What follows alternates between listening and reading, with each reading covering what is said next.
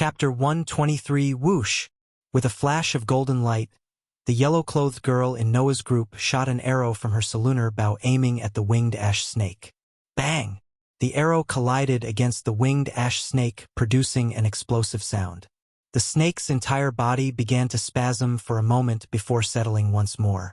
On its giant body, a single bloody hole could be seen. With an enormous hissing sound that stung the ears, the snake focused on the girl. Those vertical slit pupils were locked onto the girl. Use the whip to bind its body. Evan raised his spear, roaring at the snake while keeping a safe distance from the snake. Alicia dashed forward with a serious expression. In an instant, the whip in her hands blurred as it flew toward the snake's body. While in midair, the whip began to extend before becoming a 100-meter-long cord that wrapped around the two wings and bound it shut, preventing the snake from flying. Forward! Evan roared. With his rare weapon in the air, he and 3 other men dashed at the winged ash snake. At the same time, Noah's body blurred away as aimed his light wind sword to attack. Bang! An explosive sound and a billow of energy pulsed out like an ocean of energy. The surrounding area quickly went to ruins as the 3 other divisions began to fight as well. Ah!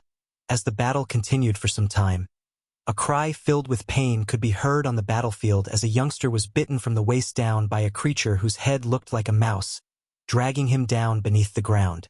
Ground terror! The ground terror is here. Everyone, be careful of the ground. As soon as everyone heard the yell, they all stared intently at the ground. At that moment, right in front of the group, a large golden-colored rat-like beast flew up from the ground with the upper half of a man in its mouth. Be careful. The ground terror is here. Hurry up and attack it. Don't let it escape into the ground. As soon as the ground terror appeared, everyone began to shout out loud as they charged at the ground terror. The ground terror was extremely fast and immediately flew back into the ground after swallowing the body in its mouth. Even when rare weapons slashed at its body, only sparks could be seen.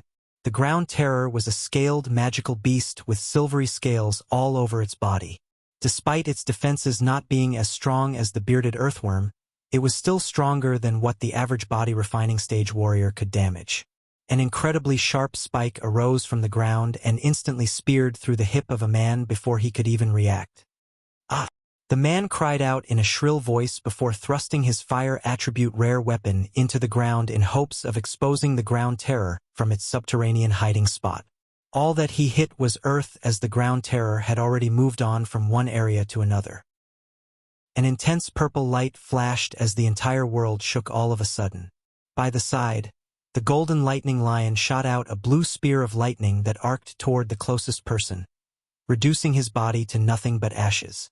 Several men immediately struck out at the lion with their rare weapons, creating a clunking sound as they smashed against its scales with some sparks and blood.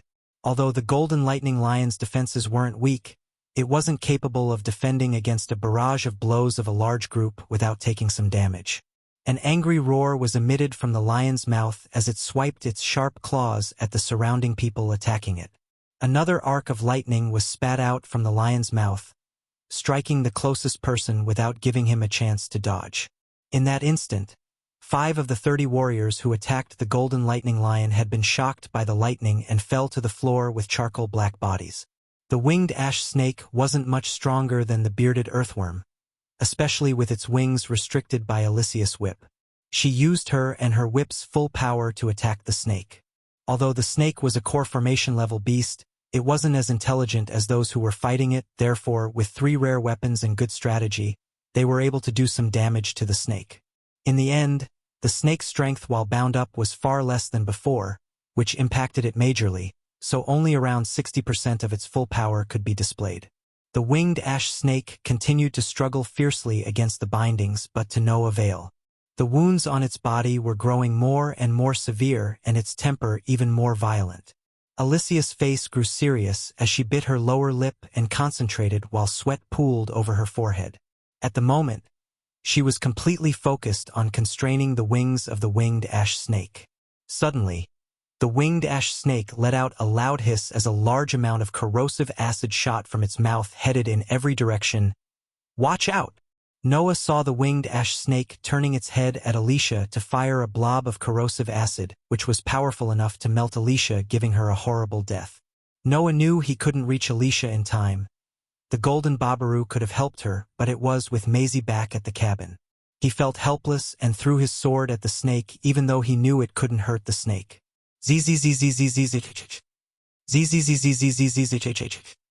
Alicia closed her eyes knowing it's too late to move, but at that exact time, she heard two crackling sounds. Hi-Iasis! She opened her eyes to see the snake shaking its head violently.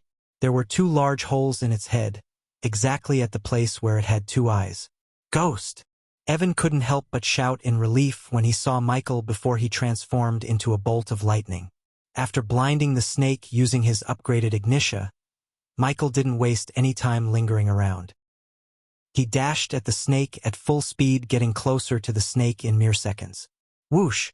The arch energy as well as the speed gave him enough strength to leap into the air. Evan's jaw slightly dropped when he saw Ghost landing directly on the winged ash snake's head. Keep it still! Noah shouted at Alicia, who used her full strength to keep the snake from taking off with Ghost on its head. Michael's training as an assassin came in handy to stay on its head without falling down nonetheless. He didn't plan to stay longer as he crouched, placing his two hands right between those two bloody eyes. Ignitia! Michael conjured all his arch energy. Thick cracks of lightning emerged from his hand, dancing around his fingers. Zzzzzzzzzzhhhhhhh. Boom! Everyone heard the loud crackling sound of electricity, and the very next moment, a loud boom sound reverberated the area. Splashes of hot blood, organs, and dirt splattered across the area surrounding the snake. The burning smell and iron filled the air, yet Evan or anyone who witnessed the snake's head explode into a blood-red mist didn't twitch their noses but stood still looking at Michael comfortably landing on his feet bathed in the snake's blood. His eyes contained a sense of accomplishment and pride within while his lips curved upwards, making him look like a blood demon. Ding!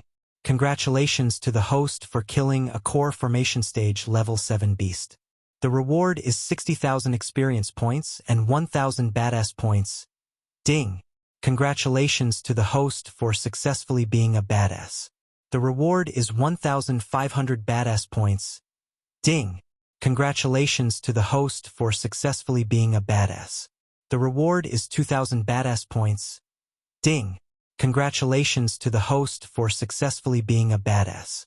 The reward is 3,000 badass points. Ding! Congratulations to the host for successfully being a badass. The reward is 500 badass points. Ding! Congratulations to the host for successfully being a badass. The reward is 300 badass points. Ding! Congratulations to the host for successfully being a badass. The reward is 300 badass points. The moment the others noticed the headless snake lying on the ground in its own pool of blood and Ghost in front of it, their faces went still with shock and amazement. There were still cracks of lightning dancing around and through the snake's body, as well as grayish smoke radiating from the part where the head was. Even Noah was no different from the rest. Just then, the bearded earthworm let out a terrible sound as well before collapsing to the ground. Victoria was breathing heavily while clutching her sword tightly. She had more than 20 men before the fight, but now, only 10 or so people stood behind her, terrified and ready to run for their life. Time to kill the worm, Michael thought to himself looking at the bearded earthworm. Although he hated Victoria, looking at the injuries and the large wounds on the bearded earthworm's body, he felt grateful towards her because she just made his life better, a lot better. Until a few minutes ago, his target was this earthworm, but when he noticed the snake struggling under the attack of Noah and his group, he changed his target to the snake. However, it was not as simple as blinding its eyes and killing it like he did. Before he actually fired bolts of lightning at the snake, he concocted a variant of the devil's breath and mixed the gas in the air around the snake using his arch energy. The more everyone inhaled the air, without them knowing, they would become weak, including the snake. Coupled with his potion and Alicia's hard work of keeping the snake still, he got the chance to target its eyes, the weakest part in its body. His attack caught the snake in surprise, leaving no time for it to defend or dodge. Of course, he wanted to let the snake finish Alicia, so he would have one less enemy in the future, but unfortunately, the devil's breath could only weaken the snake for a few precious seconds. Evan, give me your spear. Evan knew about his speed spell, therefore, when he asked for the spear, Evan threw the spear to him because it would be more useful to Ghost than to him in this situation. The earthworm had already suffered major wounds in the battle with Victoria and her group. Since Earthworm was the weakest and Victoria used all of her powerful spells and her rare weapons to fight it, the worm's strength was reduced to almost 60%. Taking the spear, Michael didn't immediately activate the lightning dash but stealthily moved towards the earthworm while it was focusing on Victoria. If the earthworm could kill before he reaches his desired position to attack the worm, so be it, no rush, this was his thought. While he was snaking towards the earthworm, he signaled Noah and Evan to attack at the same time as he thought hand signs. Noah nodded, then Evan, and finally Alicia. The trio didn't take anyone with them to ambush the earthworm because a large group could alert and take the worm's attention from Victoria. Michael focused completely on the target before him, not at the other two magical beasts ravaging the rest of the youngsters. Inside Michael's long coat's pocket, the baby dragon attempted to move, trying to see what's going on outside, except Michael tapped his chest, making the dragon stop moving. Now that he dealt with this minor trouble, he conjured the alchemy flames, heating the tip of the spear. Evan saw his spear tip turning from silvery white to bright orange. When he was just 20 meters away from the earthworm, he stopped and showed 3 fingers, indicating that he would attack in the count of 3. 3 fingers, 2 fingers, 1 finger. Lightning dash, he activated the skill silently. Then he dashed forward, aiming the heated spear at the big black dot in its head, which seemed to be the eyes. Godly slash. Death frost. At the same time, both Noah and Alicia began their attack. A crescent-shaped golden light soared through the air towards the worm, while a bone-chilling frost of ice instantly covered the earthworm. Normal spear stab. Just like before, Michael leaped into the air, muttering these 3 words under his breath with a small chuckle in his mind. Boom! The golden light Noah sent was powerful enough to cut through the worm's strong scales, and the frost spell Alicia used crystallized half of its body, and the frost continued to crystallize the rest of its body. It's mine! Victoria screamed madly, seeing they are going to finish the job she started. She didn't want them to take the credit, especially Ghost, except he already stabbed the spear through the worm's eyes, making the worm shudder violently. Michael retrieved the spear to stab it again and again until it stopped shuddering. Ding! Congratulations to the host for killing a core formation stage level 7 beast. The reward is 60,000 experience points and 1,000 badass points. Just when he saw the notification did he stop stabbing the worm. Both the winged ash snake and the bearded earthworm were dead now. Only 2 remained. One was the golden lightning lion, which was prancing about. Despite the wounds on its body, they were nowhere near killing the lion. The ground terror was the most healthy one. Scuttling about underground, it would play hide and seek with those on top as if it were a game rather than a battle. Appearing and disappearing randomly before attacking people in a single instance, it left behind no traces and only a major headache. The groups who were fighting both the golden lightning lion and the ground terror had taken major casualties. At least a dozen men died fighting the lion, while many more had taken serious damage. As for the ground terror, it had already swallowed 7 men while injuring a dozen others. The ground terror hadn't even taken any damage yet. The golden lightning lion is far too strong. Come and help us quickly, or we won't last much longer. Help us deal with the ground terror.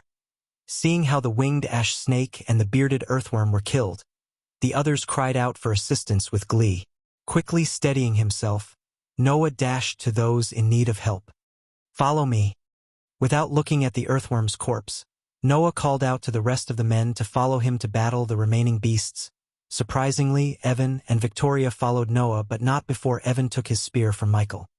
Are these idiots expecting me to join? No thanks. In the heat of battle, they forgot why they came here, but not Michael. He had no intention to help those youngsters because the remaining 2 magical beasts were not harmed. Not at all.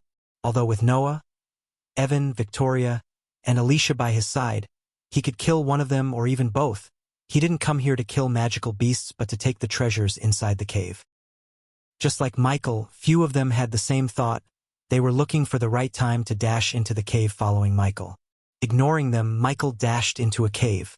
This cave was unnaturally deep, and with every single interval, there was a single night pearl emanating a white glow of light. The interior and cave walls were glossy as well, meaning that someone had used an incredible amount of strength to cut the walls evenly. Bang! A loud sound could be heard up ahead as the entire passageway began to tremble.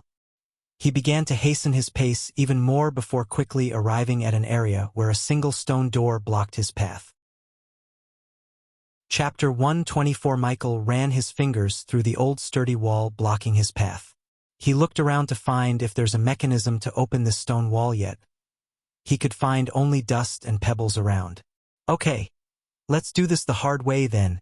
He strode forward and immediately struck the door fiercely with his fist. With a muffled sound, the stone door continued to tower over everyone else with only some dust being shaken down. At this sight, everyone who followed him behind was astounded. Even he had been stunned for a moment before muttering to himself, "Is this really a stone door?" He knew clearly just how much strength was put behind his fist. Even an iron door would have a hole blasted through it, but this stone door wasn't even scratched. Holy shit, is this really a stone door? It's unbelievably hard. This stone door definitely isn't an ordinary one. Everyone began to chat among themselves. Need help? He heard the familiar robotic yet slightly human voice in his head. Nope. You'll need to see how far I can get without your help, Michael thought. He tightened his fist again to punch the stone wall again. If there was a trace of arch energy around the door, he would have looked for another way because it's near impossible to break something enchanted using arch energy, but this door had no arch energy, which means with enough force he could break this door. Bang! An ear-splitting sound could be heard as the entire cave shook after he punched the door again. Everyone shook their heads in pain as they steadied themselves. After a while, the cave grew quiet once more. Everyone's eyes remained wide open as they looked at the stone door in shock. It continued to stand over them as if normal. Just what was used to make this stone door. It's really hard. Michael was annoyed at these people behind him. They weren't even helping, and the only thing they were doing since they followed him to the cave was staring at the stone wall. Third time's the charm. Just as he was about to punch the door the third time, a large animalistic reverberated the cave, causing everyone's face to lose color. That's the golden lightning lion and the sounds of footsteps. God damn it. They brought it here. Fuck. One of them yelled. Fuck it, the pitch-black darkness of the cave and the fact these idiots bringing the lion to him gave him an idea which could work. Gritting his teeth, he closed his eyes. Death ranged the moment. He uttered these two words. The arch energy in his body rushed into his veins, making every muscle in the body stronger. He could feel his strength growing exponentially, and since the cave was already pitch black, none could notice the darkness of the death range. Without any hesitation, he punched the stone wall. Bang! A loud sound could be heard as a large shockwave of energy exploded outward at an alarming speed, washing over everyone while the cave itself began to shake almost as if it was on the verge of collapsing in on itself. Upon looking at the stone door, there were several cracks, but it was still not broken. Everyone let out a shocked gasp. The stone door was far stronger than anyone had imagined. On the other side, he could rejoice about the durability of the Immortal's cave. Even after such a heavy blow, it still had not collapsed. Break for me! Michael gritted his teeth. Immediately, he punched again, and this time, his punch was stronger than the one before. Another explosive sound could be heard as stone pieces could be seen flying about, and the cave echoed with the sound. After the second strike, the unbelievably strong stone door had finally been shattered, but not completely. The hole that appeared at the wall could only let one person at a time. Even that person had to be slim enough to slide through the crack. Fortunately, he wasn't a bodybuilder or fatty. Let's go! Move quick. We can't fight that beast in here. Many shouted in terror while Michael was sliding through the crack to reach the side. He desperately wanted to block this crack, leaving these lazy bastards to die, but time was not in his favor. After wiggling his body through the crack, he came to the other side of the stone wall and reached the inner parts of the cave. The cave was extremely large and spacious. Hanging right on the ceiling of the cave was a single head-sized night pearl that illuminated the entire cave with its shiny glow. In front of him, there was a tall bookshelf, and on top of this bookshelf, there were some neatly placed scrolls. All these scrolls were covered in dust. They had clearly been here for a long period of time. Right next to a tall bookshelf was another single haphazardly made wooden bookshelf with several books on it. He walked up to the top bookshelf and grabbed a book with a sudden look of shock on his face. All of these books were rare spells. He was surprised by what he just found. Fiery Wrath creates a weapon of fiery energy. This is incredible. I just picked one at random, and it was a rare spell. Michael's eyes were glistening in excitement. So many scrolls. There are also books. This is a library. No shit. The system sounded irritated, but he ignored it, sending everything he picked into his system storage before the system asks rent for storage space. Energy Rage creates claws of electric energy. Damn, I hit the jackpot. Michael couldn't hold his excitement thinking how powerful he would become after learning all these spells. He would be untouchable, and he saved thousands of badass points. Huh? System, did you just laugh? The system went silent, but he could swear he heard the system chuckle. Clean first, think later. He had no time bitch with the system, as Noah and those idiots would come here soon, and then he would have to share this loot with them unless he wanted to make some powerful enemies by fighting. That he did not want because the spells are valuable, but they are not worth it if he had to make powerful enemies. Thinking about this, he fastened his pace of storing the spells in his system storage, while the people behind him were reading the spell scrolls one by one to choose which one they should get, considering they had limited space in their space ring. Baby Dragon. If we take everything here back to our sect, we will become the fourth big sect. Michael patted his chest. He could sense the baby dragon had fallen asleep, or it would have clawed its way out of his coat to give him a dragon saliva bath. Need a diversion. He noticed one by one people were turning their gazes at his bookshelf. Looking at this, he decided to turn their gaze towards somewhere else, and to do that, what would be better than a good old-fashioned flashbang? He knew one day this would come in handy after using these to get rid of the bandits during his first quest. He crept into the corner of the shelf where he had the cover of darkness and retrieved the flashbang. Fire in the hole, bitches. He snickered, throwing the flashbang to the faraway corner of the cave. Bang! The sudden flash and explosion sound shook the cave, making everyone jump back in shock and surprise. Just as the flashbang exploded, he waved his hand and took all the scrolls into his space ring before punching the bookshelf to make it fall to the ground. What was that? Michael shouted like he had nothing to do with the explosion. Move faster, people. The place might come down on our head. Like a good human being, he advised the people as everyone nodded. Those who eyed the bookshelf could now only sigh because they preferred to take what they could easily rather than lifting this shelf up and then search for a spell. As soon as he took all the spell scrolls, he laughed inside and joined the others to look around the cave, hoping to find even more treasures.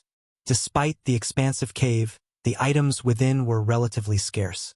Aside from the rare spells, there was nothing else that made him excited as before, but that didn't mean he left those common and uncommon spells untouched. He took many of those scrolls without alerting the others, as he didn't want them to wonder where he got the space to store all the spells. Bang! Bang! Bang! Suddenly, the silent atmosphere of the cave changed by the thundering, booming sounds which seemed to be coming from breaking the stone wall. Soon, Michael saw Noah and the group rushed into the cave, making him curse those useless magical beasts outside. Core formation, my ass. Why couldn't they kill them all? In the next second, something strange happened as the stone chess table slowly began to descend into the ground, when an idiot who just came here began to investigate the table. Immediately jumping away from the table, Noah could only look on in astonishment as the table descended deeper into the ground before exclaiming, "Double sh! What's happening?" He couldn't have activated some sort of mechanism, has he? Even as Noah spoke, the group of men in the cave all grew vigilant as they began to worry whether or not the mechanism that was activated would kill them. Seeing the sudden change, Michael was ready to use the teleportation scroll he got from the system to escape the cave. He did want to see how far he could get without the help of the system, but he would rather live another day to test himself than dying here. As the table descended into the ground, It was almost as if there was indeed a mechanism, as Noah had said. The cave began to shake as a muffled boom could be heard, and a hidden stone door slowly started to rise up from the ground. There must be a treasure inside. Hurry up and enter before anyone else can. Hurry up and go in. There has to be some legendary treasure inside. The crowded cave of people quickly began to cry out loud as they charged toward the area. Michael didn't hesitate for even a moment. In an instant, they quickly flew toward the stone door. In a blur of movements, he activated the lighting dash and disappeared into the hidden door. The area past the hidden door was quite small. Only a few men could stand inside. There seemed to be a single person resting inside, and right above his head was a single fist-sized night pearl that seemed to endlessly pour out a ray of light that would never cease. As soon as several men entered this small cave, they immediately felt a tremendous amount of pressure coming at them from all angles. It was enough for everyone to suddenly become serious as their hearts could feel the shock. This cave was not a normal one. Right next to one of the walls was a single jade white bed. On the white bed, a single white skeleton could be seen maintaining a meditative position for an unknown amount of time. This entire skeleton exuded a fluorescent light from itself as well. Although it was only a skeleton, it was giving off an incredible amount of pressure. Even the faint amount of power that could be felt in the room was coming from this skeleton. This is the skeleton of a fusion stage cultivator. Victoria shouted out loud in shock at the skeleton. Noah, Evan, Michael all showed similar signs of shock at this newfound discovery. As they discovered the skeleton and felt excitement overtake them, everyone soon quickly felt their blood begin to boil. In a single flash of movement of Victoria that caused a squall of wind to appear, she flew toward the skeleton. At the same time, everyone including Michael charged toward it. Everyone looked at the skeleton with their blood pounding in veins. Immediately using any speed-enhancing spell they had, they tried to get closer to the skeleton before the others, except Michael, who stopped at some distance from the skeleton, trusting his instincts. Chapter 125. With greediness overflowing out of her eyes, Victoria reached out at the skeleton. The others were too late to react or stop Victoria. They could only watch her from behind. However, just as her hand was a couple of inches away from the skeleton, an unearthly humming came from the skeleton, and the next moment, a sudden force blasted Victoria back. One person, one bone. A loud yet calm voice echoed through the cave. Many became flabbergasted, looking around the cave to locate the voice, but Michael could somehow sense the voice belonged to the fusion stage cultivator. After flying, or rather stumbling back a few meters, Victoria quickly regained her composure, but not before baring her teeth looking at the skeleton. She obviously avoided making eye contact with others, especially with Ghost, who was ready to laugh at her misfortune. "I think the cultivator only wants us to take only one bone each," Evan said, taking everyone's focus from Victoria. Michael inwardly rolled his eyes, looking at the tension between Evan and Victoria. It was not a tension of hostility, but rather the tension of affection. No shit, Sherlock, thought Michael. He was happy that he didn't lightning dash to the skeleton before anyone else, or he would have been thrown away instead of Victoria. He leaned on the wall and willed to activate the energy devourer, hoping to turn the pressure coming from the skeleton into experience points while these people could come to a decision. Unlike everyone else in this world, he was unable to cultivate through the usual means. He had to rely on the system to cultivate, therefore, he did not have a choice other than using the system to earn experience points, which was the only way for him to level up. System level is too low to break the barrier around the skeleton. Level 4 Energy Devourer required to transform the fusion stage archenergy. His vision was blocked by these two notifications. Now that his plan to screw everyone before they dismantle the skeleton, he had to wait to either fight over the skeleton or someone to come up with a peaceful way to solve this problem. Although he was not on Earth, the anatomy of these cultivators was the same as the Earthlings. They had 206 bones in their bodies. Obviously, he knew they wouldn't resolve this peacefully, because if they agreed to take one bone, as the skeleton said, people like Victoria would aim for the biggest bones in the body, such as the skull or femur. Most of the cultivators in this world tend to be greedy and vengeful, which led to unnecessary wars and fights. Of course, Michael was not the one to talk about either of those, because he stole all the scrolls on the top shelf just a moment ago without leaving a single scroll to the others. I'll take the skull. Fuck you. I fought the ground terror, so I'll take the skull. I'll be the big man and take the spinal cord. You can have the skull. Spinal cord? You dumb fucker. There are 42 individual bones in the spinal cord. Stupid fuckers? Where did you two learn anatomy? In the toilet? It's not 42. It's 33-inch. What did you call me? As Michael expected, they began to bicker, ready to fight for a bone. Each of them looked like a Rottweiler in his eyes for a moment before Noah opened his mouth. Shut up! Since Noah was one of the strongest in the room, the crowd quickly stopped bickering. Alicia, how many of us are here? 43. Well, choose by chance, after he said. Alicia waved her hand as a quill and a paper appeared in her hand. Is she writing the names of all the bones in the body? Still leaning on the cave wall, he sighed. He wanted to get this over with and get out of the cave before it could collapse on them. After a few moments, with a flick of her wrist, she threw 206 small paper rolls on the ground in front of the skeleton. Each roll has a bone name written on it. Each takes one and lets fate decide which bone one will get. Don't worry, we'll pick last, Alicia said before someone questioned her and Noah. But Dash, you have a better plan? Even after Alicia explained, somebody raised a question, but that somebody was instantly shut by Noah. Who would go first? Evan asked as they all shared this same question. He'll go first. They all heard the voice turning their heads to see Michael finally decide to join them. He calmly walked towards the paper rolls. Most of them saw him killing 2 core formation beasts, had fear etched into their brain cells. Someone had to go first, and they did not protest him being that someone because they admired him and most of all, they feared him. System, locate the femur. 1,000 Battis points. Take it, he expected Victoria to be the bitch in the crowd, but surprisingly, she kept her mouth shut while he noticed a glimmer around one particular paper roll. He gently bent his back, trying not to wake up the sleepy dragon in his pocket. All the eyes in the cave were glued to Michael, wondering whether he would be blasted away like Victoria, while many craned their necks to see which bone he would get. Alicia's enchantment kicked in when he picked the paper roll and projected the word femur in a large glistening word above him. Oh, come on! Lucky bastard. He got the baby dragon. Now this, he's really lucky. All of them bore a surprised look on their faces. Many couldn't help but feel frustrations grow inside seeing he got the largest bone. With a small smile on his face, he made his way towards the skeleton. I'm gonna take only one, said as he put his hand on the skeleton's femur. Unlike before, there was no sudden blast of force. The femur came to his hand after making a crackling sound. His small smile grew into a medium grin, sensing the pure arch energy that was radiated by the femur in his hand. Although he might not be able to use this femur to level up, his snake friend certainly could. With his plans to grow the power of his base of operations as well as himself, he needed a loyal and powerful friend like Gaia. The stronger she grew, the more protection and help he would get.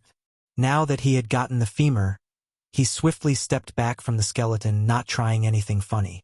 As far as he was concerned, he earned not only enough experience points to level up to body strengthening level 5, he also got the baby dragon, rare herbs, spell scrolls, contract of Aragoth, and the bone of a fusion stage cultivator while making fewer enemies. The Nether Realm had been kind to him until now, unlike it was to Noah, Maisie, or poor Abel. Most of them lost their friends, limbs, and lives after entering the Nether Realm except Michael. Thank you, putting the femur in his storage ring. He gave a short nod at the skeleton. He ignored every greedy pair of eyes on him except one pair of eyes, Noah's. His calm, radiant black eyes stared at Michael with a ting of surprise hidden within. Michael felt something he couldn't describe. It was a new feeling that appeared and disappeared in a flash. His neck hair tingled, but he did not show his shock on his face as he walked away from the skeleton as well as the crowd towards the exit. Some rogue cultivators wanted to simply kill him and take the femur from him without trying their luck, but Michael's dealing with Aragoth made them stand still. They were not dumb enough to mess with an ally of Aragoth. His relationship with Sade prevented Hannah Berry from giving him a seductive smile while he was walking past her. Coupled with Sadie, he now had 2 powerful allies, Silvermoon and Aragoth. I'll go next, Michael heard Evan's voice before he left through the crack. He was absolutely positive that they will soon fight again despite Noah's solution. At that time, he didn't want to be there. After leaving the inner parts of the cave, he slowed down his pace, scanning for any signs of the two remaining magical beasts. Luckily, his environment scanning detected no threats in the surrounding, which made him immediately use the lightning dash to disappear before they came looking for trouble. Eventually, when he was searching for another cave or treasure, he heard the howling sound of the wind on the horizon and looked up to see a bright beam of light emerge from the ground. Portal, he recognized the energy signature. It was the same energy signature as the portal everyone entered through into the Nether realm. He felt relieved and excited to leave this place. He wanted to level up, expand his herbal garden, and most of all, he wanted to show the baby dragon to Gaia, just to see the look on her face. She's going to freak the hell out. He chuckled under his breath. Despite being in the Guardian Guild, Noah still made a lot of enemies ever since he came to Nether realm and lost a dear friend, but Michael earned allies, a servant who could summon netherals at his will. They both were two sides of the coin. They both walked entirely different paths. One wanted to reach the top of the food chain to save people while the other wanted to rule them. The Nether realm was the starting place of the war between light and darkness. However, these two individuals were just two pawns in the game of superior beings, and Michael had just seen the glimpse of them when he tried to recruit the orc as his subordinate. End of Nether realm arc. Expect a huge jump in Michael's power. Chapter 126. Seeing the gateway to getting out of this place excited Michael. Compared to everyone else, he was the real winner of this event despite the treasures disappearing after the Sky Garden. He was told by Gaia that each day a treasured place would appear, except it didn't. Lightning dash, placing his hand on his chest pocket. He activated the speed spell, turning his body into a golden bolt of lightning. The people inside the cave were still unaware of this gateway and still fighting over the skeleton. "Hey Snake, are you there?" Michael willed the earpiece to connect to Gaia and asked. "Wait a minute. Move that aside, you dumb bastard. You, what the hell are you doing? Did I ask you to put that there?" She was screaming inside his head, making him almost switch off the earpiece. He could tell the snake is bossing around everyone, which she loved to do. "Hiya, human." After a few moments, Michael heard her voice. This time, there were no buzzing sounds of people working or Gaia screaming at somebody. "Hiya, Snake. You seem happy without me?" he said, Hiya chuckling. "Of course I am, and how are you still alive?" She teased him, trying to hide the delight in her heart of hearing his voice after so long. "Don't get used to it, I'm coming home." "Really?" There was an elevation in her voice, yet soon she pretended not to be happy of him returning and continued to tease him. "Oh, so soon? Why don't you stay there a bit longer? The portal has already opened, you ungrateful snake. I'm currently heading out there to get the hell out of here." "Shit, hey!" she suddenly screamed again. "I'm gonna rip off your hands and attach them to your butt? You should go. I can't hear you scream in my ears no more." "Yeah, you do that. I have to babysit these stupid bastards, or they might put the meat in the sewers." She cut off the line while he continued to run towards the portal. He couldn't wait to see the renovation works as well as his new restaurant that Gaia was boasting about. If he wants to keep a healthy and respectable relationship with Aragoth and major powers in the Elon continent, he had to keep his base of operations presentable to people. The Sunrise sect he left was barely presentable, as it could be looked at as a ruin. With these renovations, he hoped to receive a good amount of badass points every month, as the system said. For badass points, he got the Sunrise sect, and the restaurant could provide him with a steady flow of gold coins. No matter which world he was in, the rich liked to spend their time and money in a place suited to their taste and status. His two henchmen Daniel and Ricky were currently handing out flyers and hiring bards to promote the new restaurant. Although he had only one competition worth noticing, he didn't hold off his gold coins but ordered Gaia to spend as much as she wants to promote their restaurant. Thinking about his new schedule, he took a deep breath. In the daytime, he needed to be at the Majestic making pills and potions for the Majestic, oversee the restaurant, and play with the baby dragon. In the nighttime, he had to terrorize the kingdom by killing criminals and such to keep the legend of Lucifer spread across the kingdom. However, after he leaves this place, he should lay low because killing Jane brought the frickin' church and attracted the king's notice, according to Gaia. He was running towards the light beam on the horizon for hours, but it felt like he was running on a treadmill, not getting closer to the light beam. Hoo-hoo-hoo. Meanwhile, the baby dragon woke and clawed his chest to make him stop running. The golden bolt of lightning slowly faded away, revealing Michael. Hoo-hoo-hoo. It began to sour him with wet kisses, rubbing its little head against his chin. All right, well, take a little break. Compared to everyone else in the body refining stage, he had triple the amount of arch energy in his body. Yet he was not an exception to getting tired of using all the arch energy in his body, for example using spells like Lightning Dash. In the daytime, powerful netherals rarely made an appearance, at least to his knowledge. During the nighttime, he did detect a bunch of core formation and even a few core strengthening netherals in his environmental scanning. Nonetheless, he knew even with the masking effect and stealthy approach, it would be impossible to hunt these powerful creatures. Having a system doesn't mean he should get into fights half-cocked. Are you hungry again? Sitting under the shade of a huge tree, he asked the baby dragon playfully. Hoo-hoo. Those vertical slit pupils of the scaly creature instantly transformed themselves to those of a puppy looking at the juicy red slice of meat in Michael's hand. Here you go, he said after throwing the piece of meat a few meters away from him. He didn't want to spoon-feed the baby dragon, spoiling the dragon. The baby dragon threw a little temper tantrum before hopping towards the piece of meat. System, open the pet window again, he willed the system. Soon, the bluish interface filled his vision. Pet name, race, Forest Dragon Trust, 94% power. Arch sensing stage 1 inch. It'll come up with a new name soon. In system, is there a way to change my dragon's race? This question sounded so stupid in his head, however. The system did boast that it could do anything given enough badass points. So why the heck not? System level is too low to answer the host's question. He sighed, seeing the grayish notification box in front of him. According to Ubras memories, this world seemed to have 4 dragon bloodlines: Inferior Dragon, Forest Dragon, Grim Dragon, and the noblest of them all, Royal Dragon. Rarity and power increased respectively from Inferior Dragon to Royal Dragon. The latter was rare to the point that only a handful of people in this world had seen them with their own eyes. If this was only rarity and power, Michael wouldn't have worried about the race much, but it was not. The Inferior Dragon could only reach the core strengthening stage, not one stage above.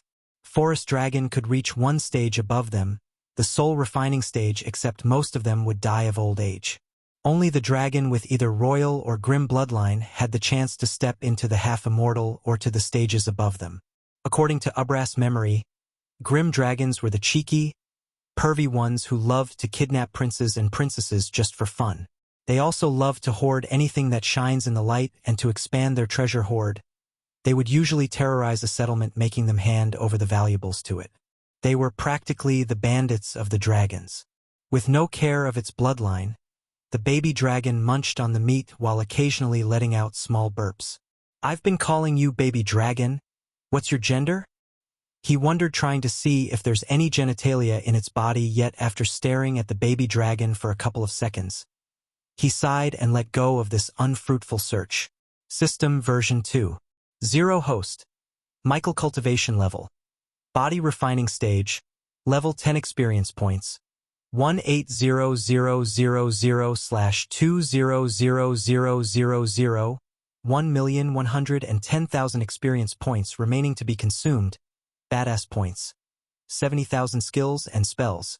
Wind Blast, LVL2 responsive shield, LVL3 environment scanning, LVL2 ignition, LVL2 lightning dash, LVL2 energy devolver, LVL1 death range, LVL2 techniques. Swords of Destiny, 88% mastery occupation. Core Disciple of Sunrise, Sect the Guardian of Sunrise, Sect Lord Lucifer of the Abyssal status. Healthy goals. Control the world, rebuild the Order of Death utility function. Banker LVL2, ratio 1,000 gold coins. 5 badass points. Wealth. 685,000 gold special trait. 5-star alchemist subordinates. Gaia, loyalty level 95%. Base of operation. Sunrise Sect the Abyssal. The number of badass pints and experience points immediately brightened his face. He became one step closer to reach the top of the food chain. The first thing he wanted to do after getting out is upgrading the system to level 3 because it keeps telling him the system level is too low to answer many of his questions. 30,000 badass points seemed humongous when he upgraded the system to level 2, but now, he could spend this amount without batting an eye. Michael was positive that Selena would come looking for him, doubting him for Jane's death. At that time, he wouldn't be the same person she attacked at the waterfall. This time, he would have the strength to return the favor in case she tries to attack him. Come on, baby dragon. Let's go. He stood up looking at the light beam again as the baby dragon came hopping to him. It then clawed its way to Michael's shoulder. In his focus at the portal, he failed to notice the grayish scale on the dragon's belly, which was crimson red before. Eventually running for another 2.5 hours, finally the light beam seemed closer to him. On the distance around the light beam, he could see a few camp tents and people who were packing up their stuff to leave the Nether Realm. Now that we have finished with the Nether Realm arc, we can finally get into the interesting parts. How about an adventure? Chapter 127. The closer he got to the campsite, he finally understood where the disciples of Aragoth went after he met them at the Sky Garden. They were spending their time waiting for the portal to appear. Stay inside, he said calmly, looking at the baby dragon. The baby dragon let out a reluctant shrill before making its way into its dark home, Michael's coat pocket. Having a perfect way to keep the dragon safe didn't mean he could be careless. Many prying eyes of those rogue cultivators and of those who desire to have a dragon at their disposal might try to get their hands on the baby dragon. Obviously, he was not planning to keep the baby dragon hidden forever. What's the point of having a dragon if he couldn't show off to increase the badass points? But for now, he decided to keep the baby dragon hidden. He was positive that prominent figures he met before entering the Nether Realm would come again. Those people were ruthless, dangerous, and powerful enough to make him disappear overnight. Despite the system's nagging to explore this world, adventure out of Bredia, he was ignoring the system as his full focus was on getting stronger to the point where he doesn't need to worry about someone taking the things he loves and cherishes. At the present moment, he might have seemed overpowered, undefeatable even, but he only fought with inexperienced snotty kids like Maisie or Selena. The world was vast. There would be people who are cunning, strong yet deceitful. These people would overwhelm his advantage of having a system with their brain and actions. He was indeed the #1 hitman/assassin back on Earth, but that certainly didn't mean he's the #1 genius evil mastermind. To face people of that caliber, the only foolproof way he found is becoming powerful enough to defeat their tricks with overwhelming strength. This wasn't a novel he used to read. This was his life, a life he planned to live like a god. Unlike those main characters in the novels, he self-evaluated him to find his weaknesses as well as his strengths. Relying on luck or even on the system would not be one of his weaknesses. When he approached the campgrounds, he stopped using the lightning dash. By walking, he drew the attention of fewer eyes. One by one, the youngsters dismantled their tents. Some of them were fancy, some of them were makeshift, and the tent Michael was walking towards was not the latter. The flag with a large greatsword drawn on it waved in the wind majestically. Outside of the tent, a reddish-haired youngster calmly watched over his friends doing all the dirty work. There was a hint of surprise in Nathan's eyes when he laid his eyes on Ghost. Soon, he twitched his nose because Ghost didn't exactly smell like Jasmine's. He reeked blood and dust. Ghost, Nathan each gave a short nod. It's fortunate I met you here. When we go outside, come with me to get your coins, said Nathan, making Michael grin in delight. Renovating the sect, building the restaurant cost them more than he expected. Even as he speaks, Gaia was taking money from the Majestic and spending it on the construction works. After Nathan settles his debt, he would be a 1.7 million richer. I didn't see you after the Sky Garden. Any luck finding treasures? He probed Nathan to see him shake his head. Our sole purpose to come here was getting rare herbs. Fortunately, we got those on the very first day. So we didn't roam around the place looking for more treasures. Besides, I heard there weren't any treasures after the Sky Garden. Those brown eyes of Nathan contained a hint of suspicion within them. When he first met Ghost, he didn't reek blood, and now he is, which meant he battled something, and chances were he was trying to get a treasure. I was fortunate enough to come across few, Michael answered, showing his lack of interest in discussing this further. Nathan was nice enough not to ask further questions, which Michael appreciated very much. About that contract I promised, you have to come to Aragoth and ask for me. Will do as soon as I break through to the body-strengthening stage. He intentionally let these words out to milk some badass points through impressing these youngsters. Just as he expected, he began to hear the ringing sounds of the system notification in his mind. Nathan's mouth slightly opened in sudden surprise. He was speechless. A few moments after, he regained his previous composure. Very well then, meet me whenever you can, he said with a short nod. Nathan, are you an alchemist as well? Michael asked the question in his mind ever since he met Nathan. Nathan seemed like he was expecting this question from him. Yes, I'm a level 2 alchemist. What gave me away? For the first time, the serious expression on Nathan faded away, and instead, a small chuckle occupied his face. Michael pointed at him. You said your sole purpose of coming to Netherrealm was to find rare herbs? Who else would do that except alchemists? Besides, Nathan didn't exactly radiate a warrior vibe. In fact, he seemed like a person who grew up like a greenhouse flower in Michael's eyes. Boom! As he finished speaking, a thunderous clap could be heard. They looked at the light beam to see at the bottom, on the ground level, a grayish hole big enough to let in a group of 5 appear. The portal has opened. Finally. Heck yeah. I'm going to drink myself to death. The rather silent atmosphere, the appearance of this portal instantly elevated the mood of these youngsters. They cheered, clapped, and bounced in joy while a few who barely survived this place sighed in relief. Shall we? Michael gestured at Nathan to lead the way as he followed them behind to the portal, controlling the excitement of returning to his sect, his friend. The groups with either one of the 3 big sects symbol on their chest entered through the portal first while everyone made way for them. Nathan and his group could have taken the first place, but Nathan just let them pass through for some reason. Finally, with one last look back at the Nether Realm, he stepped into the darkness, letting the portal surround him. Surprise, sucker! The very next moment Michael stepped out of the portal, he felt a sharp pain in his hand. He turned around with a wide grin to see Gaia was standing in front of him, showing her white row of teeth. What are you doing here? He didn't expect her to come over here to welcome him personally. This gesture of her truly surprised him. Making sure you reach our home safely, she defined the house in the sect as our with no hesitation. Yeah, right? He rolled his eyes, turning his gaze at the crowd to locate Nathan. As time passed, the ground became more and more crowded. Come on, let's find those Aragoth people and get our money. Wait a minute. She pulled his sleeve.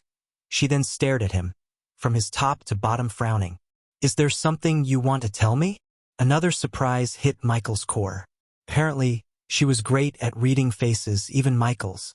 The baby dragon might have sensed the change in the surroundings and stopped moving, but she knew he was hiding something just by looking at the slight upcurve on the corner of his mouth. Nope. Just keep your damn mouth shut and follow me. Plop!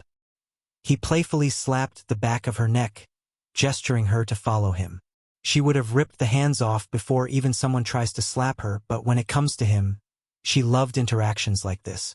Wiggling through the crowd, he found the same flag as he did before. Nathan was surrounded by a bunch of youngsters of his age, as well as a couple of older guys who wore distinctive crimson-colored clothes. House of Bradley. She immediately recognized those crimson-robed people as the members of House Bradley. Seeing him and Gaia approaching them, they whispered something into Nathan's ear as he turned around. Uncle, he is the one I was talking about from the crowd. A stutty-looking man stepped forward with 2 guards at each side. He was a level 10 core formation stage warrior. Michael could sense he was just a couple of months of cultivation from reaching the next stage. I heard you did good back there, young man. His hazel black eyes scanned Michael from head to toe while letting out a burst of wild laughter. It's an honor to meet you, Sir, Michael said in return, grinning ear to ear. Cut the sir crap, call me Lord Malin. As you wish, Lord Malin. Here you go. The very next moment, Malin threw him a space ring with a horse etched onto it. This was the symbol of House Bradley. Michael did not even check inside the ring as he put the ring inside his system storage. This was a gesture to show them that he trusts them as well as to be in their good graces. If he wanted to survive in this world full of powerful men, he had to be under the shade of powerful men like House Bradley, until he himself reached the point of being the superpower. I heard you are also a 5-star alchemist. How about visit us sometime and let us pick your brain a little? Of course, Lord Malin, as soon as I finish dealing with some things back at my sect.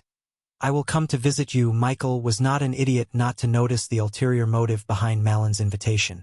Malin's voice betrayed him, showing Michael that this man needs something from him. Wonderful, and trust me, young man, it will be worth your time. Chapter 128, Brother Ghost is back. The moment he landed on the outskirts of the Sunrise sect, a group led by Jack let out a thunderous roar. They bounced, cheered, and screamed his name, making Michael smile a bit. Among the crowd of disciples, he also noticed a group of new faces who had musical instruments such as drums, marimba, audiobook drum, and pandero. Previously, when he first came to the sect, the outskirts were occupied with overgrown shrubs, thorns, and one could definitely tell this place was not very much looked after. However, at the present moment, nothing was overgrown. Thorns had completely disappeared from his sight. The shrubs were replaced with seedlings of flower plants. Brother Ghost Jack came running bearing a face full of excitement and joy. Jack, you've leveled up. Jack moved on from foundation stage level 4 to level 8. Michael patted him on the back, making Jack grin even more. I gave that bastard enough pills to reach the body refining stage. Plop. As usual, Gaia slapped Jack as everyone began to laugh out loud. What are you waiting for? Beat it, Jack ordered, looking at the group with musical instruments. Instantly, the festive music reverberated the foothills of the Sunrise sect, showing every single living being of Michael's triumph return. The beats, the dance, and the festive mood that could be seen on everyone's face slightly reminded him of the Carnival of Rio de Janeiro back on Earth. Unlike back on Earth, he was not here to assassinate someone but to enjoy his life. The male and female disciples forgot about their gender and rocked their bodies, swaying with the beats. You know about this? While making his way to the top, he asked Gaia, "Who do you think is paying for this?" She said, waving her hands. Inside his pocket, the beats awakened the baby dragon.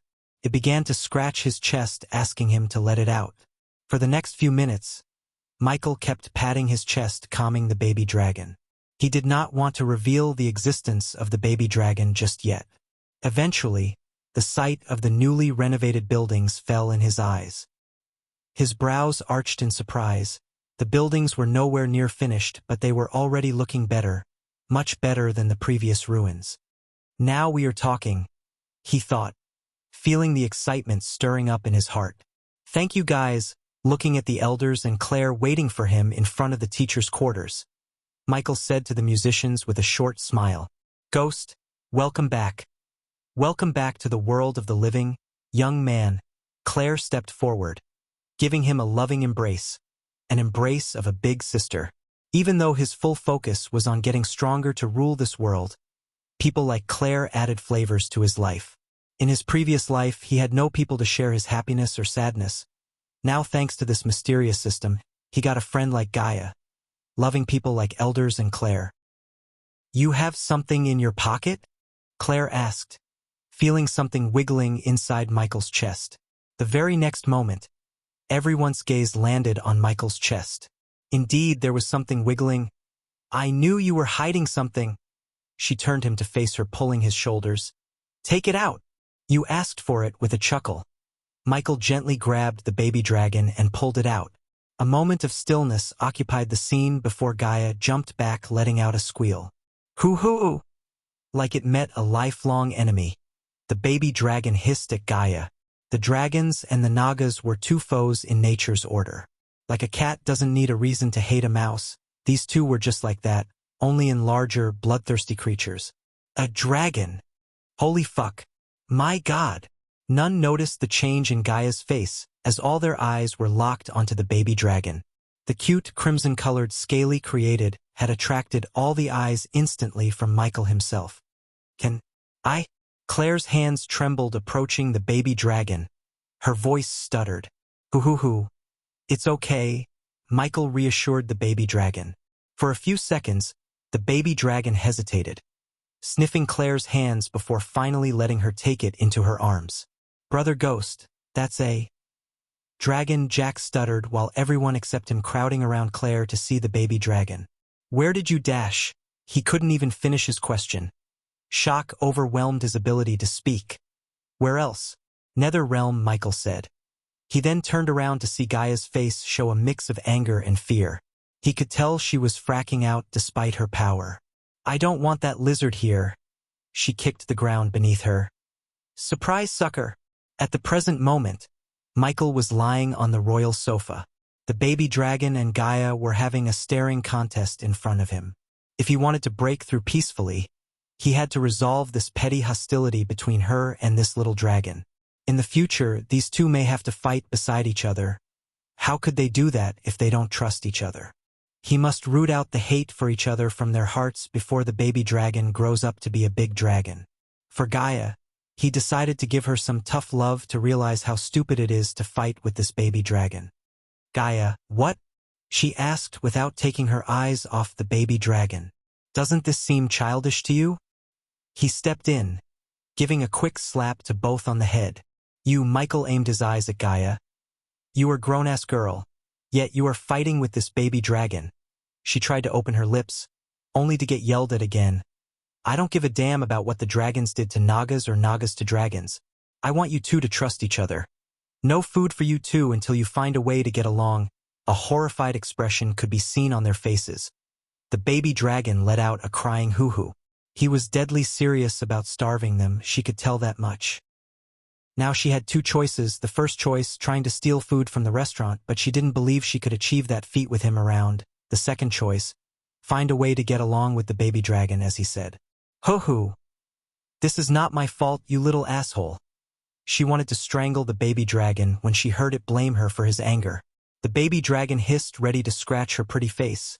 It didn't feel a bit afraid of his natural enemy, Naga. After Michael's departure, they continued the staring contest, trying to figure out a way to get along. Since he had to break through to the body-strengthening stage, he ordered Gaia not to renovate the house when he was in the Nether realm. So this worn-out home remained the same. He sat on his bed, eyes closed. System. Let's begin System version 2. 0 host. Michael cultivation level. Body refining stage. Level 10 experience points. 18000/200000 1,110,000 experience points remaining to be consumed. Badass points. 70,000 skills and spells. Wind Blast, LVL2 Responsive Shield, LVL3 Environment Scanning, LVL2 Ignitia, LVL2 Lightning Dash, LVL2 Energy Devuver, LVL1 Death Range, LVL2 Techniques. Swords of Destiny, 88% Mastery Occupation. Core Disciple of Sunrise, Sect the Guardian of Sunrise Sect Lord Lucifer of the Abyssal Status. Healthy Goals. Control the world, rebuild the Order of Death Utility Function. Banker LVL2, ratio 1,000 gold coins, 5 badass points. Wealth, 685,000 gold. Special trait, 5-star alchemist subordinates. Gaia, loyalty level 95%, base of operation. Sunrise Sect the Abyssal. He willed his status to come forward, staring at all the unconsumed experience points. He began the process of breaking through.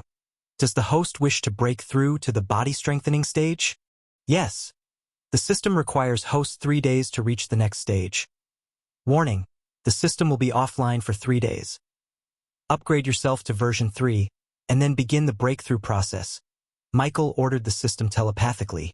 The next moment, the interface in front of him faded away and darkness surrounded his mind. In the pitch-black darkness, Michael's consciousness brought him the memories of Earth. The way he grew up in an orphanage that was a front to an arms and drugs dealing operation. He was bullied and beaten by those things despite his little age every day. As a little kid, he wanted to be a teacher. Every time the thugs would ask the kids in the orphanage to smuggle drugs, Michael resisted them. In return, he would be beaten to a pulp. Beaten until his little heart finally gave up resisting them. He learned to adapt, bend the situation to his favor. In this life, the circumstances changed, but odds against him remained the same. After 3 days, congratulations to the host for reaching the next stage, the body strengthening stage. Congratulations to the host for leveling up. The current level is Body Strengthening Stage Level 1. Congratulations to the host for leveling up. The current level is Body Strengthening Stage Level 2. Congratulations to the host for leveling up. The current level is Body Strengthening Stage Level 3. Congratulations to the host for leveling up. The current level is Body Strengthening Stage Level 4. The system has been successfully upgraded to version 3. Omega Level Warning. Activating countermeasures. System Safe Mode activated. Chapter 129. The system's bluish interface flickered. Soon, the bluish color turned to something gray, dark. What the heck happened? An Omega level warning? What is that? Many questions riddled his mind. System level is too low to answer host's question. Why am I not surprised? Michael sighed. Little by little, he began to realize something called Omega is messing with the system. This system was not like a system in the novels he used to read about. The badass system seemed to have a backstory of its own, enemies of its own. The system was an absolute peak existence in his mind, but now, it looked like there's something beyond that. He was nowhere near facing threats on that scale. All he could do for now was getting stronger. He showed this Omega threat to the corner of his mind and focused on his stats. System version 3. 0. Safe mode host. Michael cultivation level. Body strengthening stage. Level 4 experience points. 190000/300000 badass points. 40,000 skills and spells. Wind Blast. LVL2 responsive shield. LVL3 environment scanning. LVL2 Ignitia, LVL2 Lightning Dash, LVL2 Energy Devuver, LVL1 Death Range, LVL2 Techniques, Swords of Destiny, 88% Mastery Occupation. Core Disciple of Sunrise, Sect the Guardian of Sunrise, Sect Lord Lucifer of the Abyssal Status. Healthy Goals. Control the world, rebuild the order. Of Death Utility Function. Banker LVL2, Ratio 1000 Gold Coins. 5 badass points. Wealth. 1,685,000 gold special trait. 5-star alchemist subordinates. Gaia, loyalty level 95%. Base of operation. Sunrise sect the abyssal system. How much for upgrading the banker function to level 3? A loading icon appeared in front of him. This was new, yet he decided not to ask because he knew it might be related to the system running on safe mode. 20,000 badass points, the ration will be 1,000 gold coins to 10 badass points. With no hesitation, he willed the system to upgrade the function. In a desperate situation, 100 badass points could save his life, so keeping this function upgraded would let him get those life-saving badass points. Base of operation. The Sunrise Sect current leader, Claire Marigold level. 1 number of members, 34 status. Declined legend, 30/1000. Still a crappy old sect where a 5-star alchemist resides. Compared to before, there was no debt, and the legend of the sect increased by 10 points. He did not feel demotivated by the measly 10 points increase. He knew the legend would grow after putting his plan for the Broad River sect in motion. Besides, he still didn't give all the spell scrolls he got from the cave, not to mention the 80 to 100 herbs he plucked from the Sky Garden. Furthermore, he was absolutely positive that getting the contract of Aragoth would not only bring him millions of gold coins but also elevate the sect's status. Time to learn a new spell. Excitement overwhelmed his senses. He opened the system storage. Ring of Fire spell name. Ring of Fire effect. Creates a shockwave of flames and a ring of fire around the caster for a short amount of time. Upgradable. Upgradable through mentor function current level. Rare system. I wish to learn this spell in his arsenal. Ignitia acted as both close combat and long-range combat spell. The sword mastery enhanced his close combat skill even further. The only thing he lacked was an area of effect AoE spell. This ring of fire could be the fix to that problem. Activating mentor feature. Scanning the ring of fire spell. System found improvements to the spell. Does the host wish to improve the spell? Yes, he said without hiding the excitement in his heart.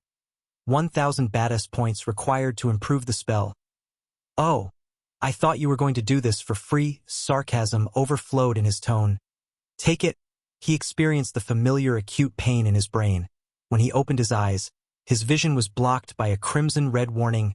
Maximum recommended spell number reached. The system advised host to stop learning any more spells before reaching the next stage in cultivation. Exceeding the maximum spell number would result in nausea, headache, muscle pain, memory loss, etc. Geez, fuck. I was kinda hoping to learn all these rare spells to become super op. The warning really frustrated him. He gritted his teeth and swallowed the frustration. He could not fight the system. The rational thing to do was upgrade the existing spells before learning more despite his desire to learn new spells. The Ring of Fire Mastery was at the level of 50%. If he wanted to reach 100%, he had to practice the spell and use the spell more often. Alright, I can live with the spells I already have. Hey! Suddenly Michael remembered something. System, where are my rewards for upgrading you? Oh, come on. Why should I upgrade your ass if you won't give me some sort of rewards? Host will get rewards after the system terminates the safe mode. And when would that be? The silence made him even more frustrated thinking about the 30,000 badass points he spent on upgrading this jerk of a system.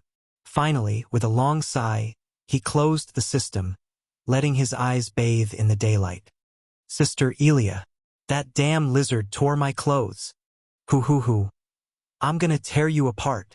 Sister Elia, calm down. It's just a baby outside of his room.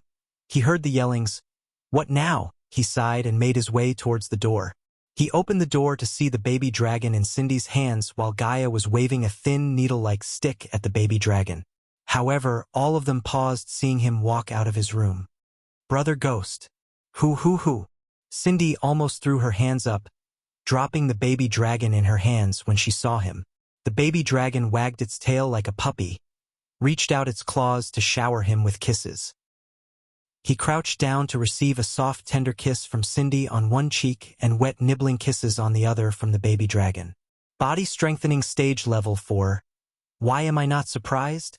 He was just a body refining stage cultivator a few weeks ago. Now he turned himself into a body strengthening stage level 4 warrior. His speed of cultivation was really monstrous. Even she couldn't be compared to his speed. Coupled with his war god body and the orc who could summon netherils, she knew he's going to get even stronger. Although she had a bad feeling about this orc, they had to work with the orc to grow their strength. The church and the guardians were still searching for Jane's killer. She knew that Selena would soon come looking for Ghost in blind anger. To face a threat like the church or the guardians, they needed servants like this orc. Cindy, when did you reach the foundation stage? Michael pecked her on the cheek, ruffling her carefully combed hair. Sister Elia is teaching me to cultivate. Really?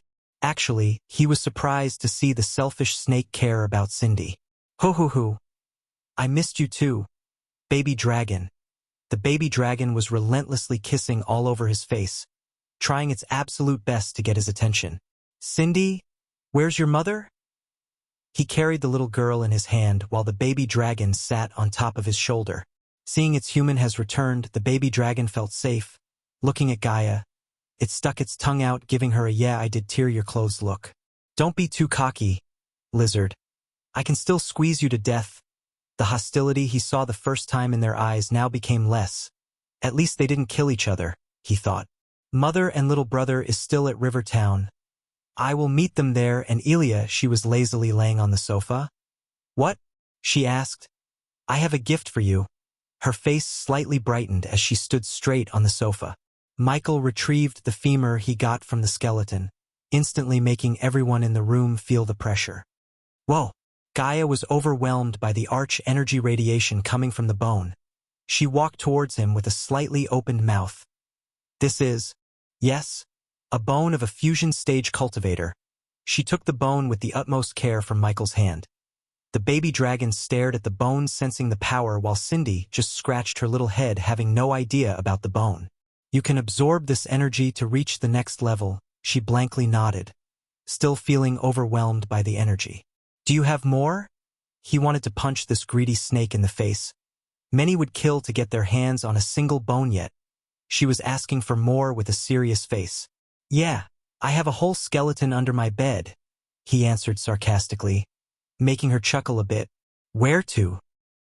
She put the bone in her space ring and asked him on his way to the outside to expand our herbal garden.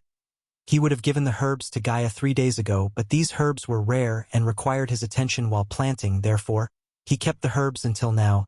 To the herbi garden, Cindy shouted joyfully, pointing her finger towards the herbal garden's direction. Yes, to the herbi garden. Chapter 130. Even from hundreds of meters away from the herbal garden, one could smell the medicinal fragrance in the air. Lush green, morning sky orange, rose pink and various colors of plants welcomed Michael with a sway in the wind.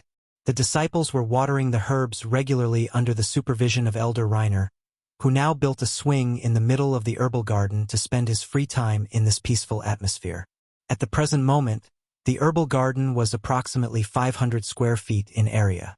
Quite a distance from the garden area, he noticed a couple of workers digging through. "What are they doing?" he asked Gaia. "Well, build a dome covering the garden." "A glass dome." ILB Grand, her eyes sparkled with excitement, talking about the dome, of course. "We don't have enough coins to start the construction. They are just digging the ground for the foundation," Michael nodded. Expanding the herbal garden would definitely increase the sex legend as well as help him make varieties of potions and pills. Since Gaia was a core formation warrior, he could start expanding the garden with no fear of someone stealing his herbs.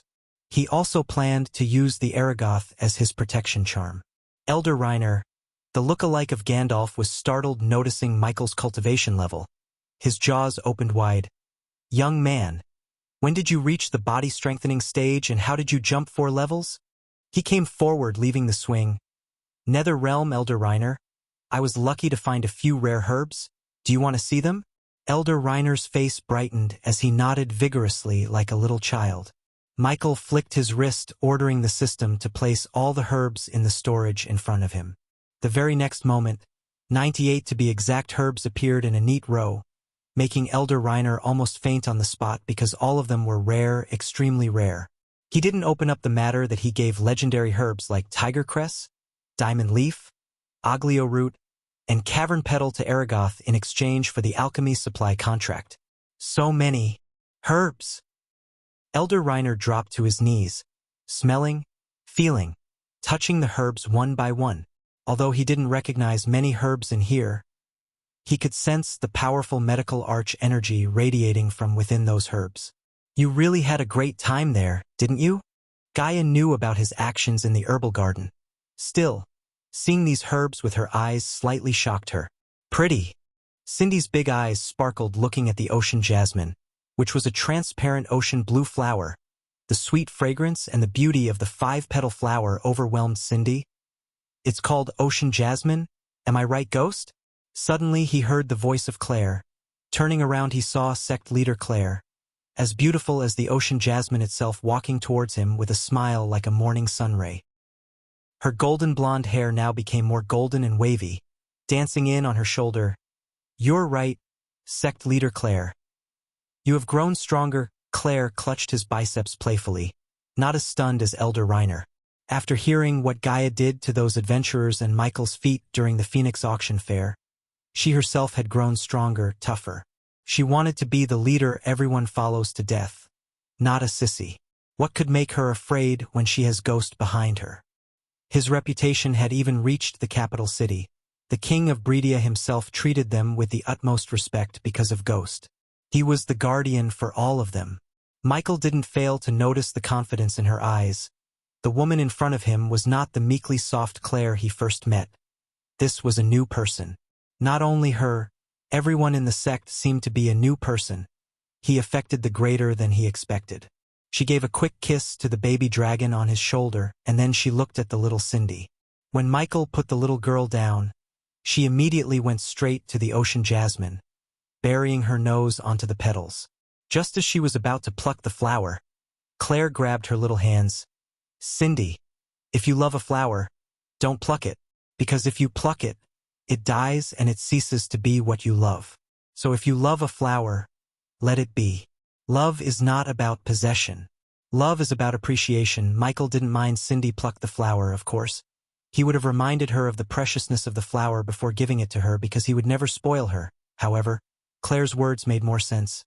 "Yes, Teacher Claire, I will not pluck any flowers, I promise.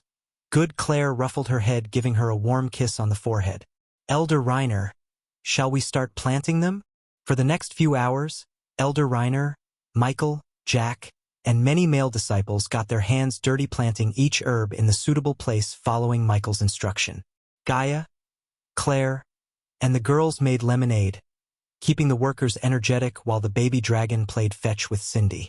The scene resembled the scenes of a happy feel-good movie. Michael mixed the netheril ash with the soil in the right ratio to make the herbs grow faster and healthier. The previously 500 square feet garden now became almost triple the size, as many of the herbs Michael brought would take a lot of ground to grow. After finishing planting them, he plucked enough leaves, roots, flowers, and parts of the herbs to make new pills and potions. What are we gonna make? Gaia came after they had done all the dirty work, though she was with Claire, who made lemonades for them. The snake was only there to drink them, not to work, not to help.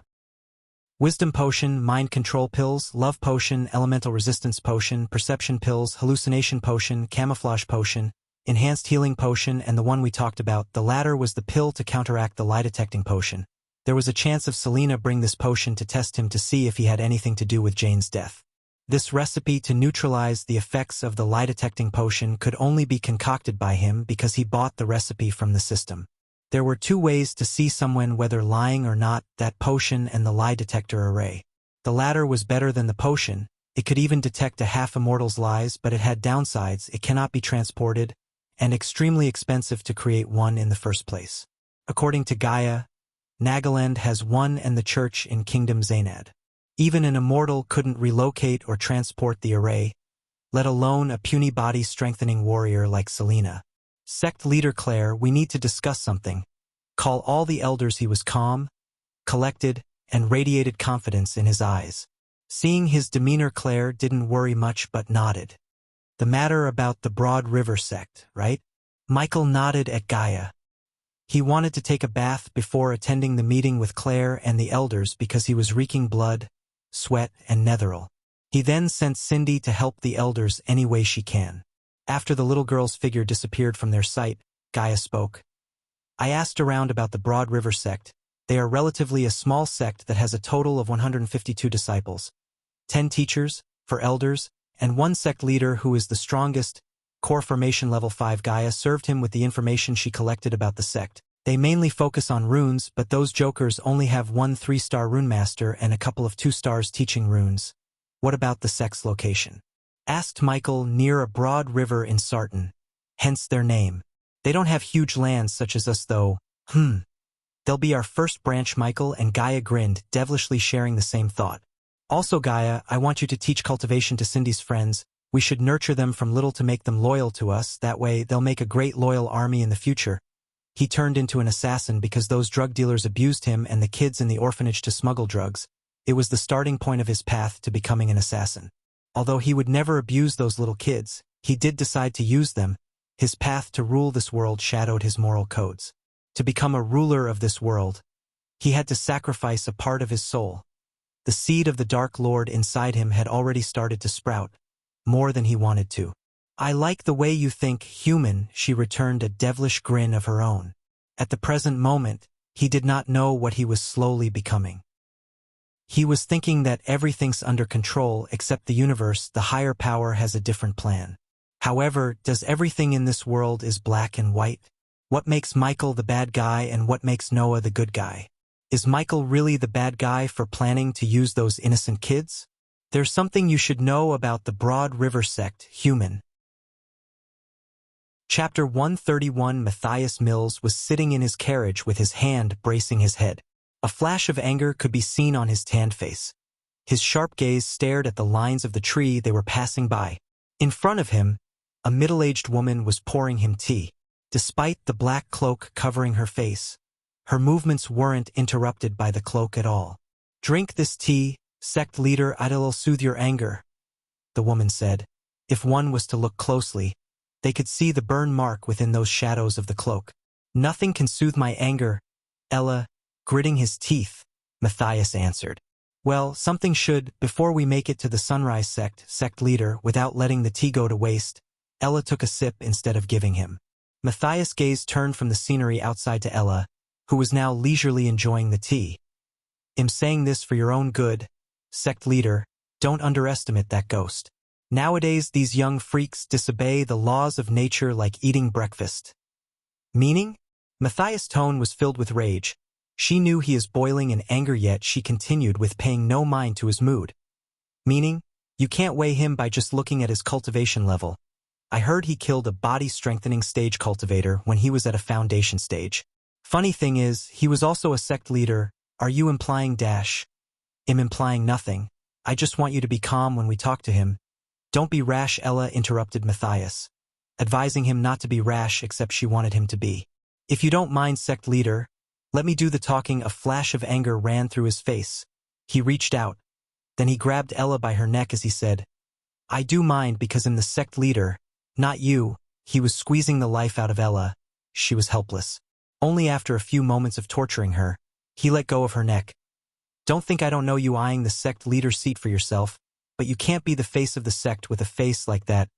A murderous glare could be seen in her eyes, but the only thing she could do is swallow her anger and wait for the right time to strike him down. "Just wait until I reach the core formation stage. I'll rip you to pieces," thought Ella. The rest of the journey was filled with silence in the carriage until they saw lines of carriages and crowds of people. Ella recognized most of the carriages belonged to the noble houses of Sartan.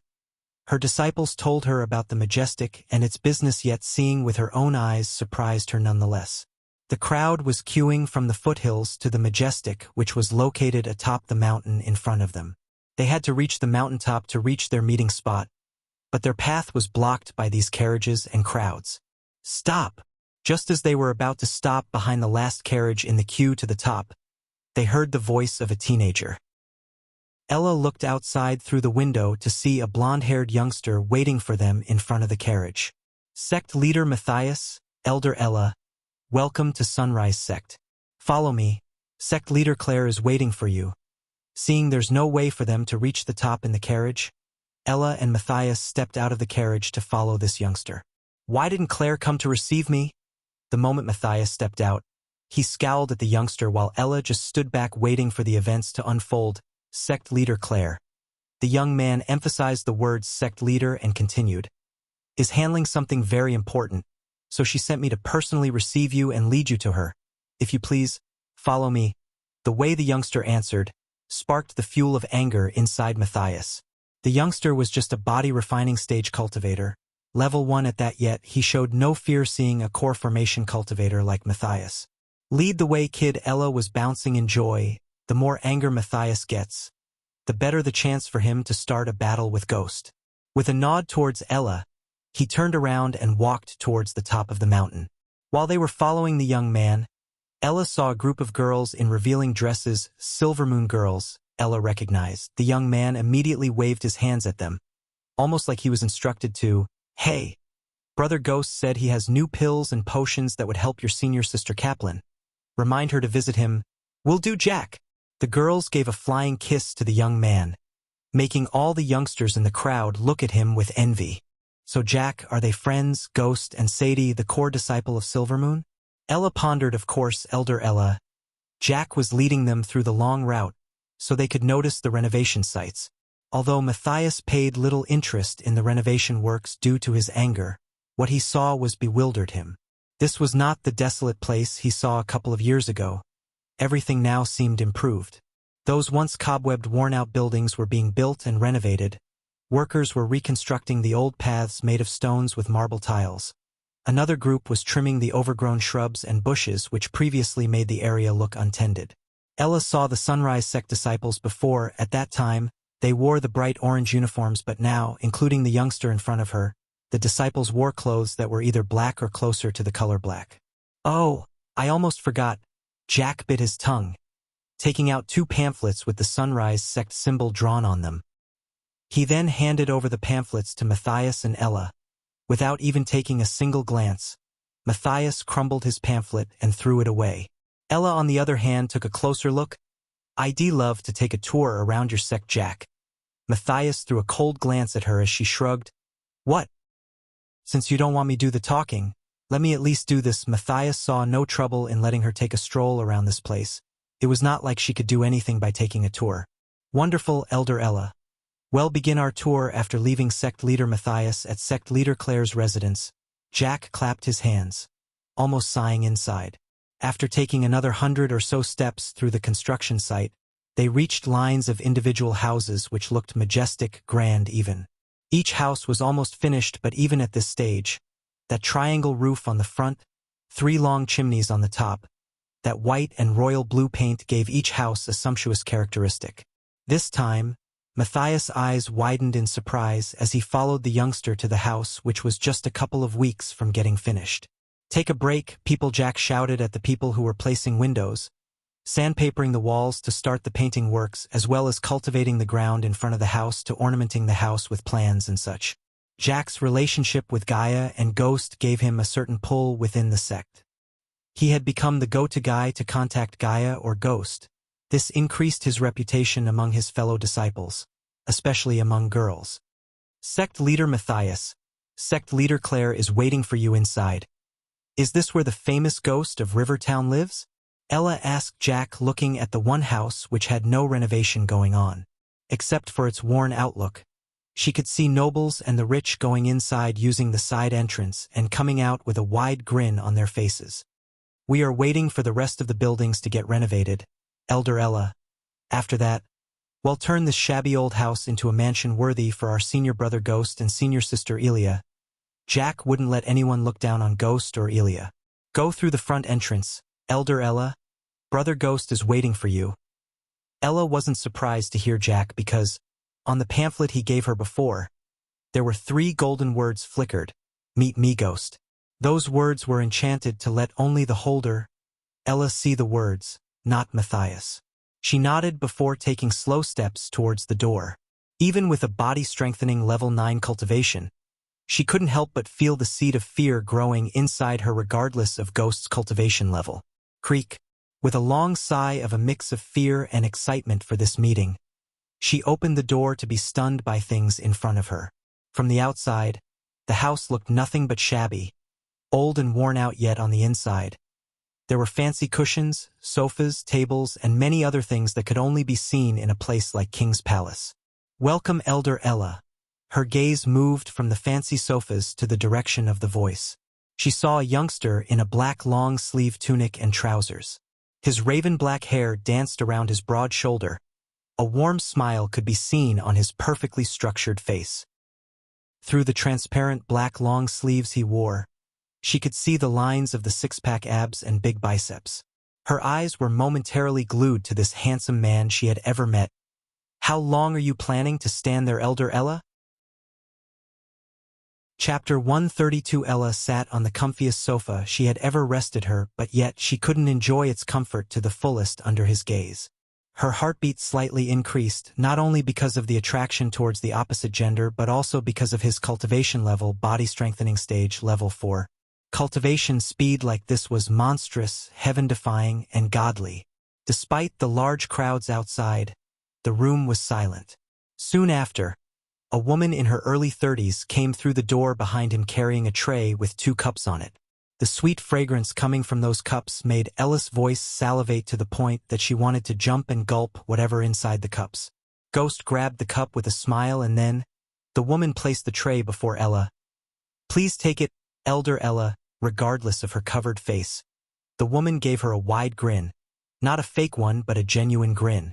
Ella was surprised by the hospitality. Thank you. She couldn't wait any longer. She brought the cup near to her nose, getting overwhelmed by the fragrance. Soon, she took a short sip, just only to feel a burst of electricity run through her body. Her black hood covered the sight of her eyes widened. This was nothing like she had tasted before. Like nothing. All of her taste buds in the tongue felt alive, delighted, and overwhelmed. Delicious, isn't it? After Michael upgraded the system to version 3, he was able to quickly imbue the secret element into the ingredients Raylene brought from Bredia. Although the system said the secret element was pure arch energy, he somewhat had a hard time believing it. Anyhow, the system made changes to the ingredients in the microparticle level, and coupled with Raylene's 5-star chef trait, anything made out of these ingredients became extremely delicious. This is drugs. No, it's better than drugs, thought Ella, quickly finishing the tea in no time. Yes, it is delicious. After a few moments, Ella asked, Well, Elder Ella, meet the only 5-star in the entire kingdom of Bredia. Ella's mouth opened further, staring at the woman obediently standing behind Michael. Do you know what is the most powerful profession, Elder Ella? Michael asked after placing the cup on the table in front of him. Ella blankly shook her head. She was still overwhelmed by the fact the woman in front of her is a 5-star chef. She didn't doubt this fact because no one else could have made a simple tea this delicious. Alchemy. There are potions and pills for nearly everything, including for those burn wounds. Michael pointed at Ella's half-burned face. Her heart skipped a beat, mouth became dry as she mumbled, How dash, baby dragon? Ella heard a squawking sound. Her mind was blank due to overwhelming surprises and shock she has been receiving ever since she stepped into his home. Soon, Raylene took the cups and left the room, leaving them to their meeting. Wow! She jumped back on her couch. It was a little dragon, a baby dragon. She had never seen a baby dragon before, or a real dragon for that matter, but she had seen paintings of dragons and the creature in front of her resembled the paintings. She felt the noble aura the creature was radiating. Each of its movements was majestic, dignified. It climbed on his shoulder with ease and dropped the thumb-sized cup it was carrying in its mouth. Michael sent the thumb-sized ceramic cup floating towards Ella. Apply this cream on the wound in your wrist. Michael had seen those wounds on her forearm despite her full sleeves. This will go a lot smoother if you trust me, Elder Ella. Besides, you have nothing to lose by applying that cream. HU. The baby dragon knew he gave her an order, and it kept staring at her until she slowly took a small amount of this bluish cream and applied it to her wound. The cream touched her skin. Her burned skin had long ago lost the sense of touch. Even she wouldn't look at her face or her naked body without feeling nauseated. Half of her body had ugly burn wounds that made her cry her eyes out every single day. Until 13 years ago, she was a pretty girl. Even though she was not an angelic beauty who would instantly make men fall in love with them, she had a few followers. She was the one who was meant to be the next sect leader of the Broad River sect, but this fact changed when she met with an accident she would never forget until she dies. That day, she was caught inside a burning room. Until to this day, she had no idea how the fire started. The fire engulfed her home and all of her servants. Fortunately, her parents weren't at home that cursed day. Because of her wounds, the elders and the sect leader chose the next in line as the new sect leader, Matthias, stating that with those wounds, she can't be the one who leads the sect. They were right, those wounds changed her from within. She was never the same person after that night. Men who courted her wouldn't even take a glance at her. Those who had no heart would make fun of her. Her friends left her because they couldn't be seen with an ugly freak like her. Slowly she started to wash away her feelings and griefs in booze, drugs, and anything that could numb her brain. This addiction of hers chased away her parents, leaving her alone. Only after a few years, she slowly began to realize what happened that night was not an accident but a planned event. The booze numbed her brain and kept her from realizing this sooner. When she started to investigate through any means necessary, she had found that it was Matthias who planned this.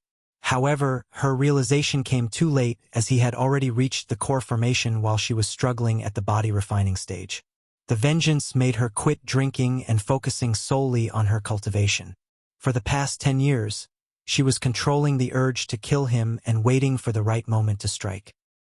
Matthias did not know her true intentions. As far as he was concerned, she was plotting to steal the leader position from him. What dash? She gasped the very next moment she applied the cream. The wound on the place she put the cream vanished instantly. On that place, new smooth skin began to appear. She immediately pulled her sleeve up and then she scooped the cream, trying to apply the small amount of cream everywhere. Although the cream was not enough for all the wounds on her hand, everywhere the cream touched, the wounds got healed. It was simply a miracle because she had hired numerous healers and tried hundreds of alchemy products, but not a single one of them could heal her wounds because the fire that burned her skin was not a normal fire but the holy fire. Your wounds will appear again after a few days, but I can make them disappear forever. There was a small pause in his voice before continuing, only if you do my bidding. he said while gently rubbing the baby dragon's chin. He looked calm and careless. Anything, anything, she saw those ugly wounds disappear. She felt the cold breeze brushing through her smooth skin again. She wanted this cream. She wanted it desperately. As we speak, sect leader Claire is making an offer. An offer to merge your sect with mine under the leadership of sect leader Claire. But you know the outcome of this, right? She nodded, knowing very well that Matthias won't even consider this, not even in a million years. I can simply kill him and subdue your sect within a day, but if I did that, your people will sooner or later revolt, hinder the growth of my sect. She knew he was right. Matthias may be an evil son of a bitch to her, but everyone in the sect would definitely leave or revolt if Ghost forces them to join his sect. That's where you come in, Elder Ella. I know you were the next in line after your previous sect leader, and I also know Matthias is the one who did this to you. I want you to convince your people to join my sect. In return, since sect leader Claire can't be in 2 locations at once, well, leave the Broad River sect in your care. Plus, it'll heal your wounds. This was a sweet deal. Ella would have even poisoned the entire sect for that miraculous cream if he had asked her to. I will do it, Ella said with a firm resolve in her voice, making him grin wide. Michael left all the planning and convincing stuff to Ella, as she knew the people of the Broad River sect better than him. Eventually, after speaking for another couple of minutes, Ella left his home, leaving him with the baby dragon. What happened with Ella? Gaia entered the room and plunged herself into the sofa. Just as we planned. How's your end? He wants you to come to his sect, apologize in front of everyone, take 100 whips from each person's family you've killed. How predictable, he sneered. He gave you a week of time. If you don't go there by the end of this time, he said that he will come here personally to drag you there. Then Ella has a week of time to convince them. Chapter 133.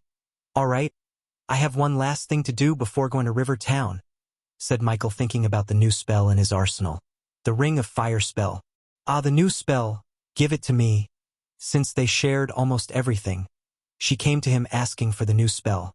She also wanted to learn this new spell. Knock yourself out. This wasn't a spell he bought from the system, therefore, he simply decided to share this spell with her, only with her. A rare spell, Baby Dragon. While Gaia was running her eyes through the spell scroll, he shouted for his pet. Up until now, he didn't come up with a badass name suitable for this dragon, so he was calling the baby dragon a baby dragon. Of course, Gaia suggested the following names: Ugly Lizard, Dicky, Asaholan, Shitface, and many other weird foul names. The baby dragon had taken note in its little heart, plotting its revenge against her in the dark. The one good thing that came up from their bickering was the baby dragon's gender. The baby dragon was a boy, which made their rivalry even worse. The one common thing they had was food. Both of them shared an enormous appetite. He even wondered how this baby dragon's stomach held that much food. Hoo, the baby dragon came hopping to him. Then it clawed its way to his shoulder, not before sending a blob of saliva to the spell scroll in her hands. One day it'll make you eat a boatload of shit. Hoo. The baby dragon chuckled, but his chuckle was stopped when a tiny orb of fire hit his head. Hoo. He hissed, looking at the orbs of fire dancing above Gaia's fingers. Burn my hair. You can't even light a candle. A rare kind of dragon you are. Unlike Michael, she perfectly understood the meaning of the baby dragon's hoo-hoos. Stop it, you too. Michael chuckled, making his way to one of the construction sites. Where Michael was going to is the construction site of the office building Gaia was planning to build in the near future. The ground was barren. Only a bunch of practice dummies could be seen on the site. He asked Jack to place these dummies to test the power of the new spell. When he stepped outside, a gentle cold evening breeze brushed past him, refreshing him from top to bottom. For a few moments, he stood still to feel the soothing breeze, becoming absorbed in the music of crickets, letting the gentle energy of nature wash in. He looked up at the sky to see countless stars glistening in the sky. Do you need a moment? Seeing him standing still, she asked, almost chuckling. Hoo. The baby dragon watched the evening sky, and then it said something, brushing its scaly nose on Michael's chin. What's he saying? That lizard is saying that looking at the sky makes him hungry. Hoo. The baby dragon nodded, making puppy eyes. You just ate. No meat for your little scaly, but Michael flicked the baby dragon on its forehead, making Gaia grin in joy. Hoo-hoo! The baby dragon protested by headbutting him as he went to the ground. Considering the sun has long disappeared into the horizon, most of the workers went to their tents while some went into the first to hunt for fresh meat. After reaching the construction site, Michael stood in the middle staring at all the dummies around him. Gaia kept her distance to protect her clothes from getting burned. Ring of fire, he mumbled these words under his breath, controlling the arch energy in his body. The next moment, a golden circle with many inscriptions appeared in the form of a holograph on the ground around Michael. Soon, the golden circle disappeared as waves of blazing fire swept the 5m radius area. Unlike the spells he bought from the system, he had a hard time controlling the flame blaze's direction and power. Those blazes didn't sweep across the area around him in a perfect circle but swept across chaotically. While he was trying to exact control over the blazes, from the ground appeared a circle of fire, turning everything into ashes within the circle except him. The blazes had already charcoaled the dummies, but the circle of fire was hot, too hot to the point that it turned even the mud and dirt into ash. From afar, drops of sweat could be seen on Gaia's face. She felt the temperature rise significantly, to the point she had to use arch energy to protect her skin from getting burned. What stunned her was she is a core formation warrior while the spellcaster Michael was just a body-strengthening stage warrior, yet the spell had this effect on her. Even a group of body-strengthening stage warriors with no defense shield around them wouldn't be able to withstand the heat for more than a couple of seconds if he used all of his arch energy. At the moment, he was only using half of his energy to get the hang of this spell. 52% mastery. Michael willed the system to show mastery over this spell. He still had a long way to go before reaching 100%. The only way to reach 100% was to practice the spell every single day and increase the arch energy he put into the spell little by little. A bunch of netherals would make a fine target for this spell, Michael thought. The mere thought of him killing hundreds of netherals to farm experience points gave him goosebumps. It was the ultimate shortcut to reach the pinnacle. After this, you really should stop learning new spells, Gaia warned him after the hot blazing fire around him faded away. I don't know you know this or not, but learning too many spells will cause your arch energy to become weak and damage your brain. How many spells should one learn? Michael asked. It depends on one's cultivation level and the power of the spell. Typically, a body-strengthening stage cultivator should learn only 4 to 5 spells. He was an exception because of the system, but even he had to stop learning any more new spells before reaching the next stage. If not for this restriction, he would have learned all the spells he got from the cave, turning into an absolute monster. This is for the best. I should upgrade the already existing spells before learning new spells. Not that I need to learn new spells, he thought inside. For the next few seconds, he focused on all his spells before creasing his brows. I need to figure out a way to utilize the Wind Blast spell in his arsenal. Wind Blast was the least used as well as least powerful spell. The system rewarded him with this spell, and although he didn't use badass points on this spell, this still occupied his arsenal of spells, preventing him from learning a new spell. From tomorrow, you're gonna help me train my sword skills as a standalone spell. Wind Blast was a weak spell, but he decided to combine this spell with his sword skills. Using one hand to swing the sword and the other to cast the Wind Blast might be the best way to utilize the full potential of the spell.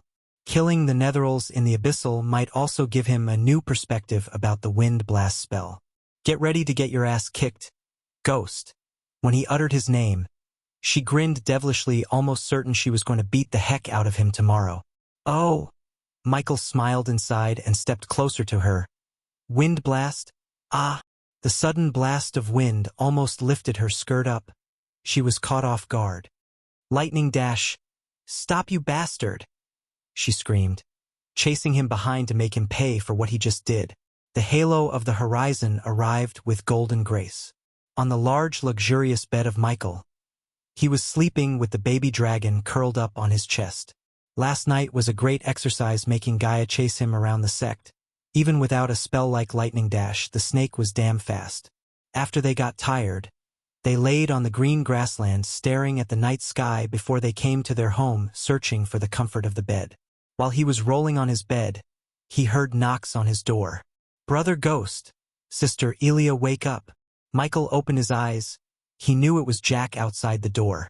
His voice contained a hint of panic. What all little shit? Gaia yawned, slowly opening her eyes. Sister Elia, wake up. The Baron and his men are on their way here. Soon. The sleepiness in their eyes disappeared. Instead, an amused expression flashed across their faces. So they finally decided to show up, huh? Michael put on his black transparent full-sleeve shirt. Ooh. The baby dragon also yawned. Blinking his eyes, he woke up. Come on, baby dragon. We have a bitch to deal with. As these words escaped his mouth, he flicked his wrist as 2 green pills appeared in his hand. The 2 pills were the size of a baby's fist. They radiated a smell of rusted iron. The baby dragon twitched its mouth when he took a whiff. Michael tossed the pill into his mouth. Swallowing the pill, he made his way to receive the Baron and his men. Chapter 134. With the baby dragon on his shoulder and Gaia behind him, he opened the door to see the panic-stricken Jack. A couple of drops of sweat could be seen on his face. What are you afraid of? It's just Baron and his men, Michael said. Stepping out of his home, he looked at the rising sun on the horizon. Today sell the usual stuff, it'll make the new pills and potions later. But Brother Dash, don't worry about the Baron, I'll deal with them. Get the fuck out of here. Gaia's tone gave Jack no space to continue. He could only run away from her before she the crap out of him. Do you sense them? His calm face turned cold after Jack left. Gaia nodded. The baby dragon's round pupils became vertical slits, sensing the powerful presence around them. Yes, we are surrounded, but I don't know how many. 56 powerful figures. Might be more than that. His environmental scanning was just at level 2, therefore it could only sense a limited number of powerful hostiles around him. If they were at the core formation stage, he would have detected their cultivation level, but he was unable to sense their cultivation level, which meant they were stronger than the core formation stage. Among the 56 he could sense, some of them were concealing themselves and floating directly above them in the sky. Some were hiding in the ocean of trees around them. Humph! Do they think it's easy to catch me? Michael snickered inside his mind. Can you sense their cultivation level? Gaia asked. She didn't show it on her face that they noticed the presence.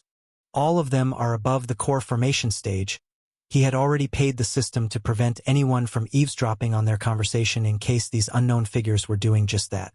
If they were eavesdropping, they would hear nothing but some random conversation about life and the sect.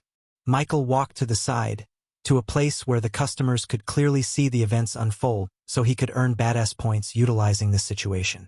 Eventually, after waiting for the Baron and his men, Michael saw a large crowd of soldiers adorning full metal armor marching up the steps to meet him. At the same time, he looked up to see an object soaring through the sky. There she is, Michael snickered, recognizing the person atop the flying sword, Selena. The Baron and his men locked their eyes with him. They kept marching towards him until Selena landed in front of them with a loud thud. Even from a distance, he could see those bloodshot eyes, veins protruding on her face. Her neatly combed hair was disheveled. Behind Selena, an emaciated man walking with the men, Michael almost failed to recognize this man, Baron Totonk. He was walking like a zombie. There was no life in those swollen eyes of his. His previously sturdy body now became the body of a starved man. Killing Jane really did a number on him, Michael thought. Waiting for them, he stood there, his hair fluttering back in the wind, accompanied by Gaia and the baby dragon on his shoulder. The men halted their steps, keeping a 10-meter distance from Michael and Gaia. There were a few gasps and murmurs when they saw the majestic creature sitting on his shoulder. However, Selena's eyes didn't look like anything or anyone but Ghost. She locked her eyes with him. Within those bloodshot eyes, a flash of shock emerged and disappeared. Not impressed, Michael thought she would have reached at least the core formation stage, but seeing her body strengthening stage level 9 cultivation level, he was disappointed.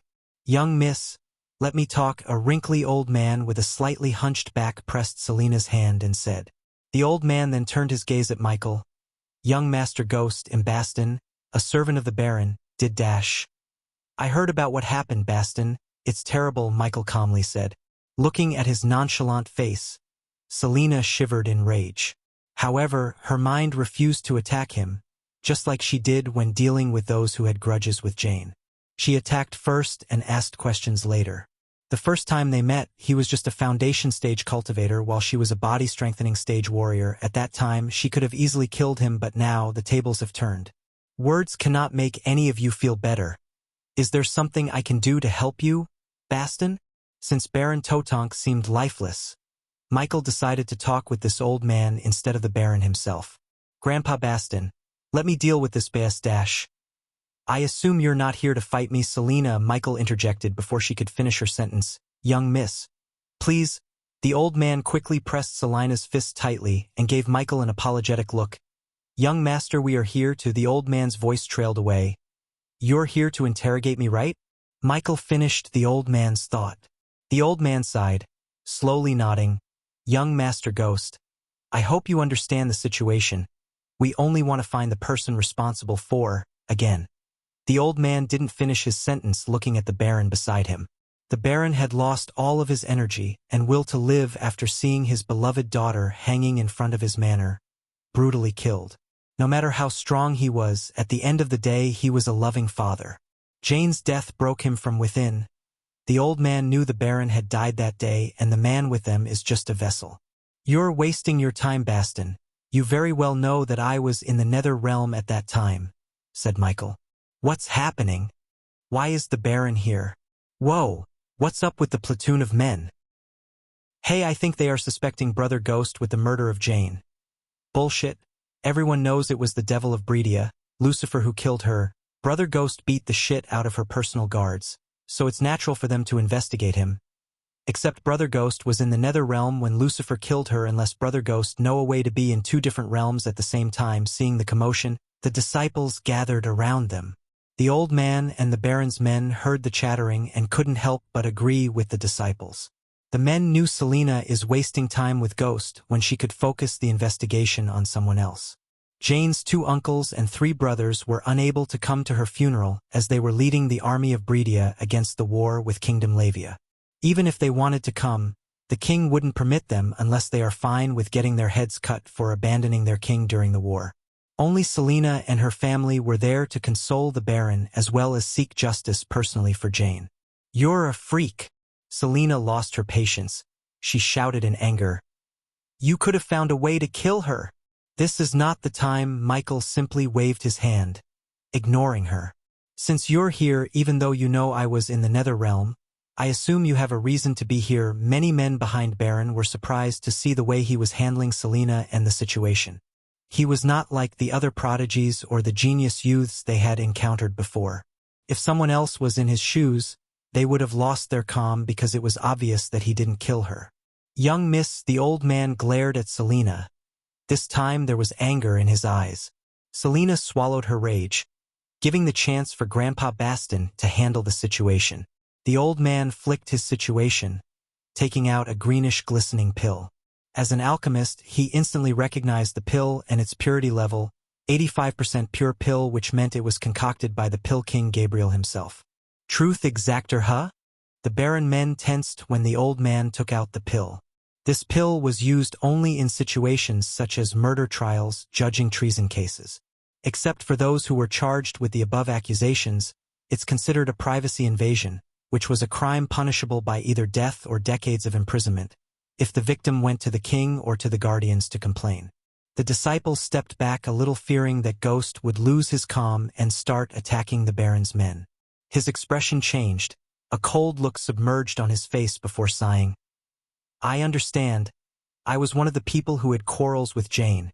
Besides, I understand the Baron's situation and respect him. Baston, give me the pill. The old man was stunned by his words. He really thought he would decline to take the pill. Even if he refused to take the pill, they had no right to force him to. It was a crime after all. Ghost, you don't have to do that. Gaia pretended to be mad as the baby dragon hissed at the old man. Who? It's okay, Elia. The fewer the suspects, the closer they would get to Lucifer. Everyone has to help however they can to stop an evil like that. His image in everyone's hearts rose up. The Baron's men began to respect and admire this youngster, despite his ruthlessness. He wanted to be on the side of good. Really? Even the system couldn't stay silent, hearing him speak like an innocent, upright person. Chapter 135. Ding. Congratulations to the host for successfully being a badass. The reward is 500 badass points. Ding. Congratulations to the host for successfully being a badass.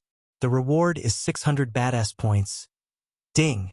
Congratulations to the host for successfully being a badass. The reward is 300 badass points. Ding. Congratulations to the host for successfully being a badass. The reward is 200 badass points. Ding. Congratulations to the host for successfully being a badass. The reward is 700 badass points. He was surprised by numerous ding sounds in his mind. Was that badass? He questioned himself. Baston handed over the pill and a transparent stone to Michael with a thankful smile on his face. This stone was connected to the pill through arch energy. The one who took the pill had to keep the stone in her hand. Each lie that comes out of their mouth would make the stone glow red and greed for truth. Typically, the pill's effect would last for 5 to 10 minutes. Considering this was an 85% pure pill, the effect would at least last for 7 minutes.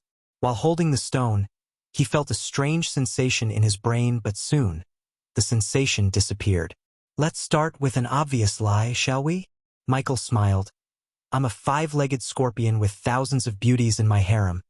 Some of the disciples and the soldiers chuckled. The stone soon let out a bright red color indicates the obvious. For everyone witnessing the scene, they thought that the pill was working, but Michael was controlling the signals radiated from his brain, hence controlling the outcome. The pill he took before he met them gave him this ability. When the red light dimmed, he said, "Now the truth. I'm a 5-star alchemist who won Heaven's Gate competition, this time." The stone glowed in green. Baston, Selena, the pill is working. Now you can start asking the questions related to Jane Hoo-Hoo. Seeing the cam look on his face, the baby dragon's pupils returned to their usual circular shape. Michael nudged the baby dragon's chin, waiting for Baston to question him. Where were you for the last couple of weeks? Instead of Baston, the one who asked the question was Selena. In the nether realm, the stone shined in green. No one among the disciples looked surprised because they knew he was there. Where else could he have gotten a baby dragon? Selena frowned. Did you wish to harm Jane in any way? The old man and the Baron's men locked their eyes with the stone, waiting for his answer. No, I did not. After Baron came to me and apologized for her actions, I dropped that matter. Again the stone shined in greed, somewhat calming the volcano of anger inside Selena, but not completely. Did you dash soon when the stone lost its color?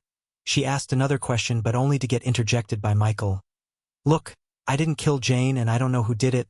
I had no fucking idea that she's gonna get killed. All of you are looking in the wrong place. Now I think this is enough proof for you. The stone kept emitting green light, making everyone around him sigh in relief. His face lost the smile. Instead, a cold look could be seen on his face. Thank you for your understanding, young Master Ghost. Baston bowed, giving an apologetic smile. Now if you'll excuse me, I have places to be. He threw the stone towards Baston. Gaia also took the same pill as Michael to neutralize the truth extractor in case Selena asked her to take the pill, but she didn't even look at Gaia. Young miss, let's go, Baston said. As they were turning back to leave, Michael sensed the powerful entities around him who stayed hidden, also disappearing from his environmental scanning one by one. The Holy Guard, Michael mumbled. He already knew the church is investigating Jane's murder, hoping to find Lucifer. He had heard about these Holy Guards from Gaia. Even she knew so little about them, except the Holy Guards are the church's ultimate weapon. Apparently the church worships 2 gods, the sun god and the water god. He didn't care much about this religious institute until now, as he tried to avoid mingling himself in the petty religious conflicts until he could get to a stage where they can't touch him.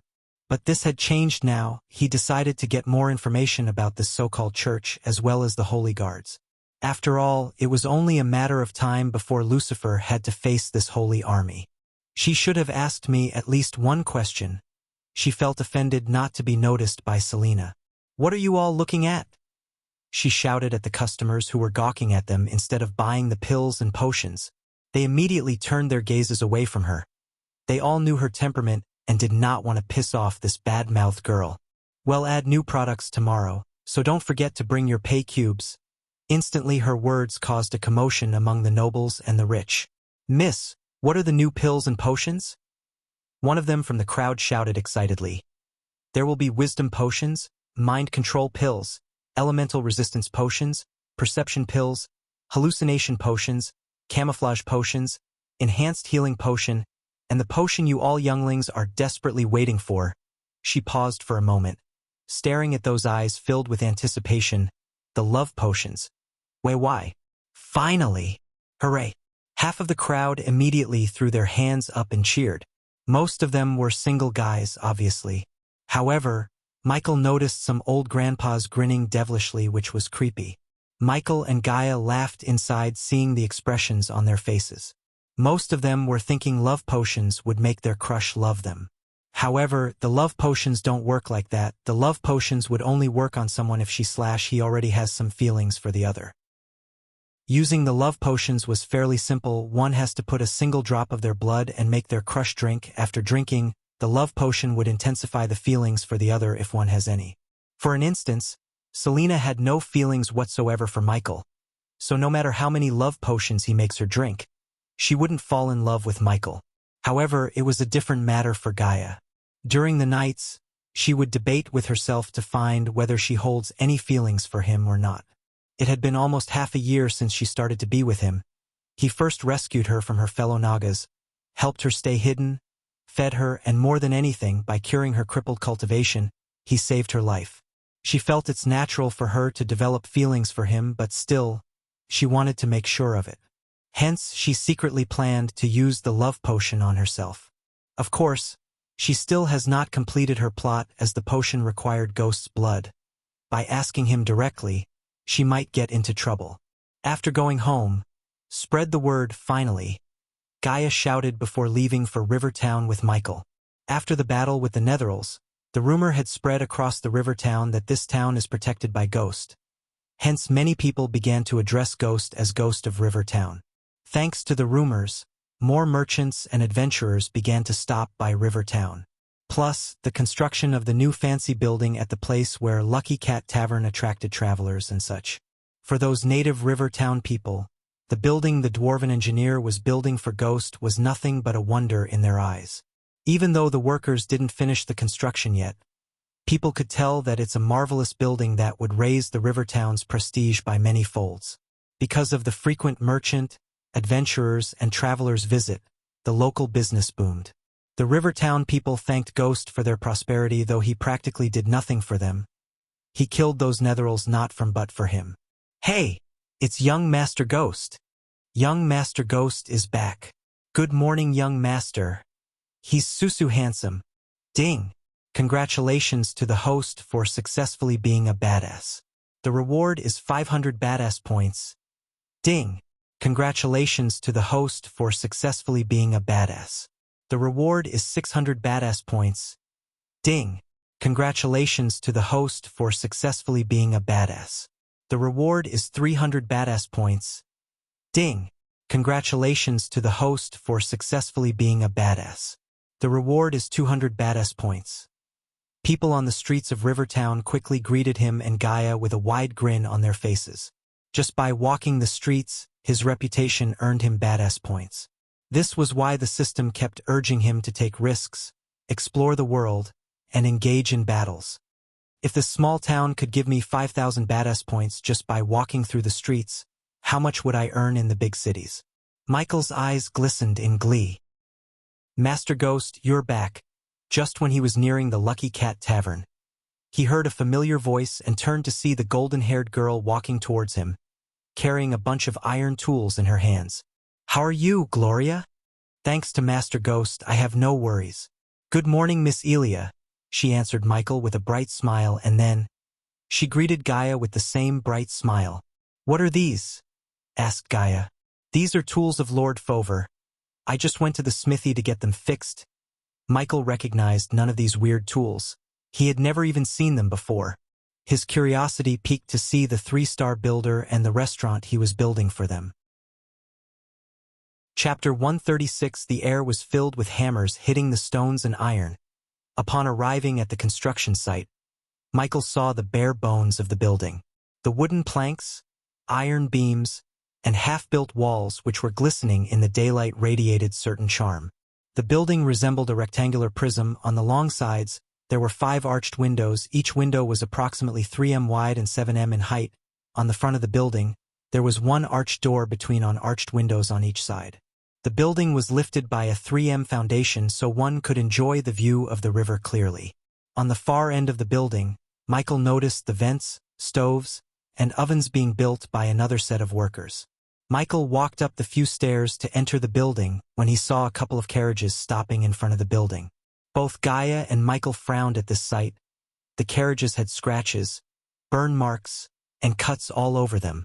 It was evident these carriages were attacked. Soon, people slowly came out of the carriages, wounded. This scene attracted the people of Rivertown. Few of them stepped forward to support the wounded soldiers. Gaia's face instantly turned cold the moment she saw the people taking out dead ones from the carriages. All the dead bodies had deep cuts, burned marks, and severed limbs. Following the dead bodies, a short, sturdy man with a large beard jumped out of the carriages, carrying a huge battle axe. The short man compensated for his lack of height with his muscles. The man carried that huge-ass battle axe like it had no weight. "Dwarf," Michael mumbled under his breath. This was the first time he had seen a dwarf in real life. The dwarf was exactly like one of the dwarves in the Lord of the Rings movies. "Fover, what happened?" Gaia asked as the dwarf put the battle axe on the ground, producing a loud thud sound. "Bandits happened, lass. Ye told us there be nae bandits between here and Bradford." "Bandits? Where?" After Jane sent bandits to harass their customers, Gaia personally went to the forest surrounding the Sunrise sect as well as the forest surrounding the river town to kill every single bandit. She was sure there are no bandits to harass them until now. "Fucking bloody beast men ambushed us near the moon goddess temple. These puny humans stood nae chance against their guerrilla attack," cursed Fover, failing to notice Michael in the heat of the moment. "Beast men wouldn't usually enter a human kingdom. Ghost, we have to investigate this." Only when she mentioned the name Ghost, the dwarf turned his gaze at Michael. For a second, Fover just stared at him to sense his cultivation level. Soon, his eyes slightly widened in surprise. "So ye be that famous Ghost o' Rivertown? Yeah, lad, you need to do something about these bandits.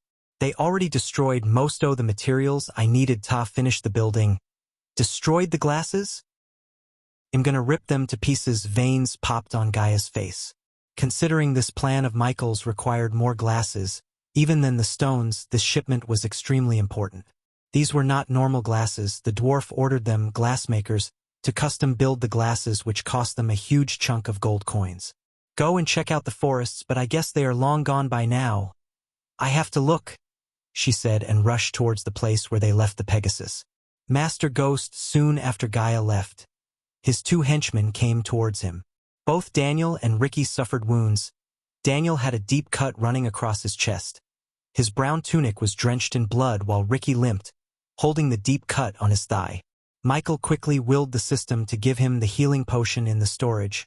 In a flash, 2 vials of healing potion appeared in his hand. "Here, take this." Both of them shuddered. The thought of a single vial of healing potions cost 9,000 gold coins prevented their hands from reaching out to take the healing potions. Drink it. It's an order." Thinking about those bandits who almost killed his 2 loyal men, Michael wanted to flay the bandits alive. He could simply buy materials, but loyal men like them were hard to find. Daniel opened up the vial, slowly pouring the potion into his mouth. Their wounds closed up at a swift pace. The dwarf was surprised he wasted 2 valuable potions on these 2 commoners. After their wounds healed up, Michael retrieved a couple of more healing potions, mix them in the water, and distribute the water to the wounded. For those who lost their lives, Daniel and Ricky saw a large pouch of coins appear in his hand. "Give their families 2,000 gold coins." His words instantly caused the people to go crazy. There were gasps and muttering among the crowd. Even if they were alive, they wouldn't have earned 1,000 gold coins in their lifetime by working on the construction sites, not to mention 2,000 gold coins. He just changed their lives. With this amount, their families could live their entire lives without ever going to work. As far as he was concerned, if he didn't compensate them with a handsome amount, workers might avoid working for him in the future as they might fear for their lives. But now, they would gladly give their life thinking their families would get richer and live their life with no worries. Many wives would gladly take 2,000 gold coins instead of their drunk husbands. Any time of the day. After all, for Michael, even 20,000 gold coins weren't much compared to his grand plans. He wanted the restaurant to be up and running as soon as possible. As for those who survived, you will receive 50 gold coins for the inconvenience. Those who survived bowed and grinned in glee despite the excruciating pain. Although it was nowhere near the amount 2,000, at least they lived to enjoy the 50 gold coins. "Lad, what about me? You need to compensate me too," asked Fover, smirking. "I will compensate you handsomely when you lose a few limbs in the next bandit attack." "You were right. I didn't find anything except this." While he was making new batches of pills and potions back at his home, Gaia came rushing into his room. Michael looked at the baby dragon as he hopped towards Gaia and grabbed the medallion in her hand with his mouth. He then whooped back at Michael. The medallion was black, made of high-quality black iron. On its surface, a wolf's head etched onto its surface.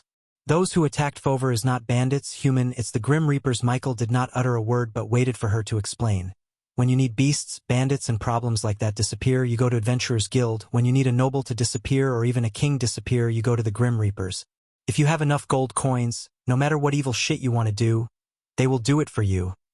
"Someone paid them to attack the shipment, but who?" He scratched the baby dragon's chin, thinking about who might have done this deed. The only enemy he had until now was Jane, obviously. She couldn't have hired the Grim Reapers. He didn't think Selena would have done this either. "You said they do anything right?" "For the right amount," she said. "Fover said the glassmakers may have extra supplies we need. Buy them and bring them to Fover personally." "What will you do?" "For now, I will finish all these, and then we'll go to Aragoth to seal the deal," said Michael, showing no emotions on his face. "So we'll do nothing about this?" She questioned him, only to see him shake his head. "Grim Reapers won't tell us who hired them in the first place, right?" The Grim Reapers sounded just like the dark underworld back on Earth. Although he only killed a certain group of people, there were assassins and fixers who would kill or do anything for the right amount, but the dark underworld would not reveal anything about who hired them to do the job to anyone. This secrecy what made the dark underworld extremely powerful, and if his instincts were correct, the Grim Reapers would follow the same rules. His assumption was proven right when she nodded. "Nope. Those bastards value client confidentiality more than anything. If we went there asking for this information, they would either try to kill us or ban us from using their services in the future. Then there's nothing we can do except trying to hire them to protect our carriages. This might work if this was a one-time task, but if someone hired them to attack our carriages every time..." Her voice trailed off, but the killing intent in her eyes intensified. "Then we'll simply hire the adventurers to do the job for now." Gaia creased her brows. "What do you mean for now?" "Today they attacked my men. I want simply forget it. One day, I'll visit them, kill every single one of the Reapers who did this. Not as Ghost but as Lucifer." Gaia grinned devilishly, thinking about the day they'd seek revenge against the infamous Grim Reapers. After Gaia left the room, he finished making pills and potions enough to sustain the Majestic for a week. He stood up, the baby dragon on his shoulder. "Ruby Cuisine branch manager," Michael mumbled under his breath, before dashing out of the room. Chapter 137. Inside Michael's house. The trio was laying on the sofa, munching on the egg rolls Raylene prepared for them as snacks. The baby dragon was clutching onto its roll, fretting that Gaia would steal it from him. Both of them just came back home after getting their job done. Fortunately, the glassmakers kept extra custom-made glasses to sell on the sidelines. Therefore, she was able to buy the glasses from them and personally deliver them to Fover, resuming the construction work. Michael, on the other hand, went to Bradford searching for the branch manager of Ruby Cuisine, his one major competitor. Considering the Holy Guards, members of the Guardian Guild, and soldiers were swarming the city, the branch manager came to oversee the business personally. This enabled Michael to disguise himself as passing by and place a surveillance bug he bought from the system on the branch manager. Now he had to link the bug to the monitoring orb. They were already using the monitoring orb to monitor the orc in the abyssal. "Give me the orb I gave you." She was keeping the orb in the linked space ring. She flicked her wrist as a white orb filled with smoke appeared on the table before them. The baby dragon let out a hissing sound in a momentary surprise before turning his focus on the roll in his claws. The next moment, Michael placed his hand on the orb, willing the system to establish a connection between the monitoring orb and the bug he placed. Connection successfully established. After he heard the system's now not-so-robotic voice, the white smoke inside the orb slowly faded away to reveal a neatly organized room. On the orb, Michael and Gaia saw a pair of hands up close, writing reports under the candlelight.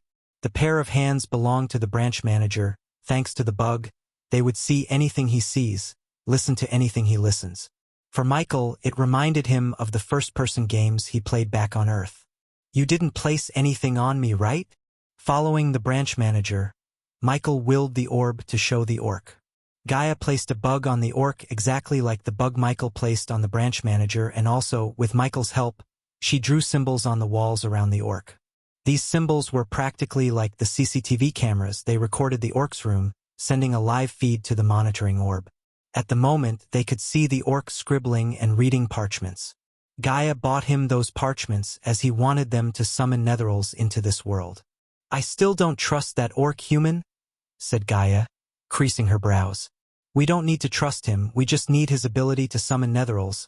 After the system went haywire when he tried to recruit the orc as his subordinate, he ultimately decided not to try that again. That didn't mean he had no ways to make sure the orc stays in line.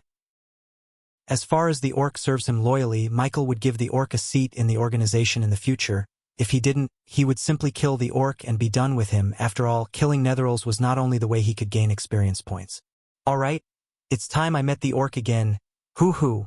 Realizing they were preparing to go to a new place, the baby dragon excitedly bounced up and down.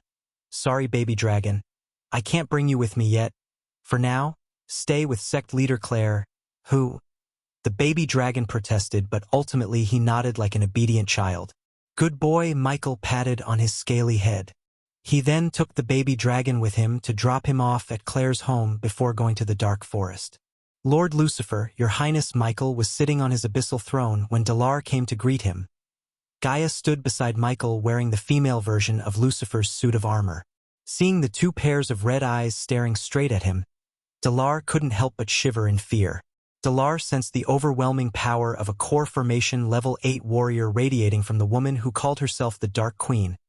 Hence he addressed her as Your Highness. Michael kept gently tapping the dwarven skull attached to the throne's handle.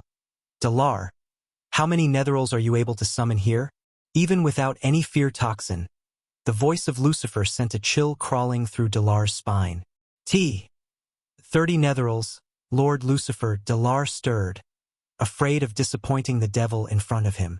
Unlike the Dark Queen beside Lucifer, Dalar was unable to sense Lucifer's cultivation level. Only a handful of experts were able to hide their cultivation level completely, which meant Lucifer is one of those powerhouses. When Michael upgraded the system to version 2, the masking function's duration was 10 minutes. In version 3, the system was able to mask his cultivation for 20 minutes with a cooldown period of 30 minutes. Their level? Body strengthening stage. I can summon level 7 netherals, 7,000 for each netheral, 210,000. Just when he was grinning behind the mask in glee, Dalar opened his mouth to ruin the moment. "For once a month, Lord Lucifer." "Incompetent!" The moment these words escaped Dalar's mouth, he was pulled by a force towards Dark Queen. She grabbed him by the neck, lifting him in the sky. Your Highness. Anything. More dash. Let him speak." Queen. Michael liked the name Dark Queen. In the future, when he starts his shadow organization, he would be known as Dark Lord Lucifer, while she would be known as Dark Queen after Michael's order. Dalar was thrown away by Gaia like a pebble. Dalar slowly picked himself up, cursing the woman in his heart. "State your reason, Dalar," Michael asked without showing his disappointment in his tone. "Anything. Summoning more than 30 netherals in a month would alert the Guardians, Lord Lucifer. Somehow, they can detect the trace of the summoning magic." Dalar explained the reason. It was a damn good reason. Though Michael was disappointed at the fact he could only earn 210,000 experience points plus the experience points from absorbing the cores, He decided not to take any chances in greed and get caught by the Guardians. Besides, with this amount of experience points, he would be able to level up every 1 or 2 months. "You're too greedy, host." "Shut up, system." He scowled back at the system in his mind after hearing its snarky comment. "How long will it take to summon the Netherals?" "The ritual will take 30 to 40 minutes, Lord Lucifer." "Start the ritual in one of the halls here." "Go," he dismissed Dalar with a wave of his hands. After Dalar disappeared from his sight, he willed the system to turn off the masking function. 30 Netherals, is this enough for you to get stronger? What if we mess with his mind and exchange him for a huge ass pile of gold? She suggested, licking her lips inside the mask. "It's enough, Queen. That orc is worth way more than any amount of gold," she sighed and nodded. In her mind, he would be ever wrong, and even if he asked her to follow him into the deepest of hell, she would follow him asking no question. "When are you planning to give me one like that?" Her eyes were locked onto the black metal coils around his wrist. These coils were not just coils but superconductors that had zero resistance to electrical flow. By sending the electricity created by the spell Ignitia through these superconducting coils and with the help of the system, he was able to create a super magnet, which was how Michael pulled from the hands of Von Dun's men. "I need a new weapon system. I can't be seen using a sword." He entered the system store to buy a weapon to use when he turns into Lucifer. "What kind of weapon are you looking for, host?" "Not a sword, but I should be able to utilize my sword mastery when using this weapon." Hearing Michael's preferences, the system began its search. Soon, a glow appeared in front of Michael's eyes as the glow slowly turned into a weapon, a warhammer. The warhammer in front of him was made of entirely black metal. It possessed one blunt dented face with a sharp beak on the opposite side of the blunt face. The warhammer looked heavy, and the glowing inscriptions, runes, and symbols on its surface gave a deadly look to the hammer. Weapon name: Doombringer, Heavy.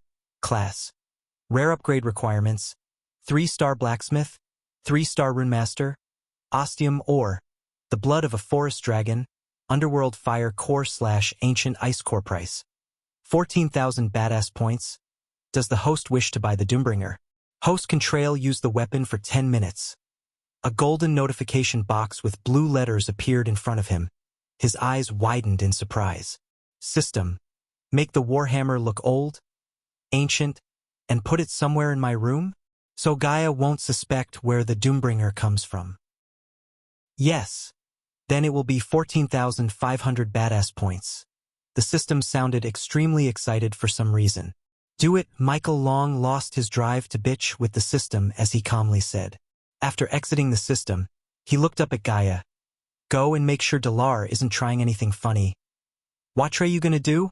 "It'll be in my room, casting the masking spell on myself again. Don't take longer or I'll start killing them." She teased him before leaving the throne hall to find Dalar.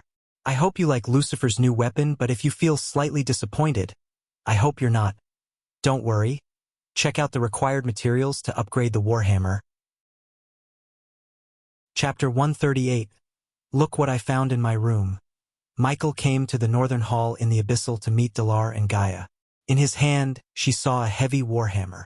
The warhammer seemed ancient, old, and powerful. It was adorned with silvery symbols and runes from the head to tail. "Where did you dash?" she asked, only to get interjected by Michael. "Behind one of the shelves. I think it was left behind by them," he said.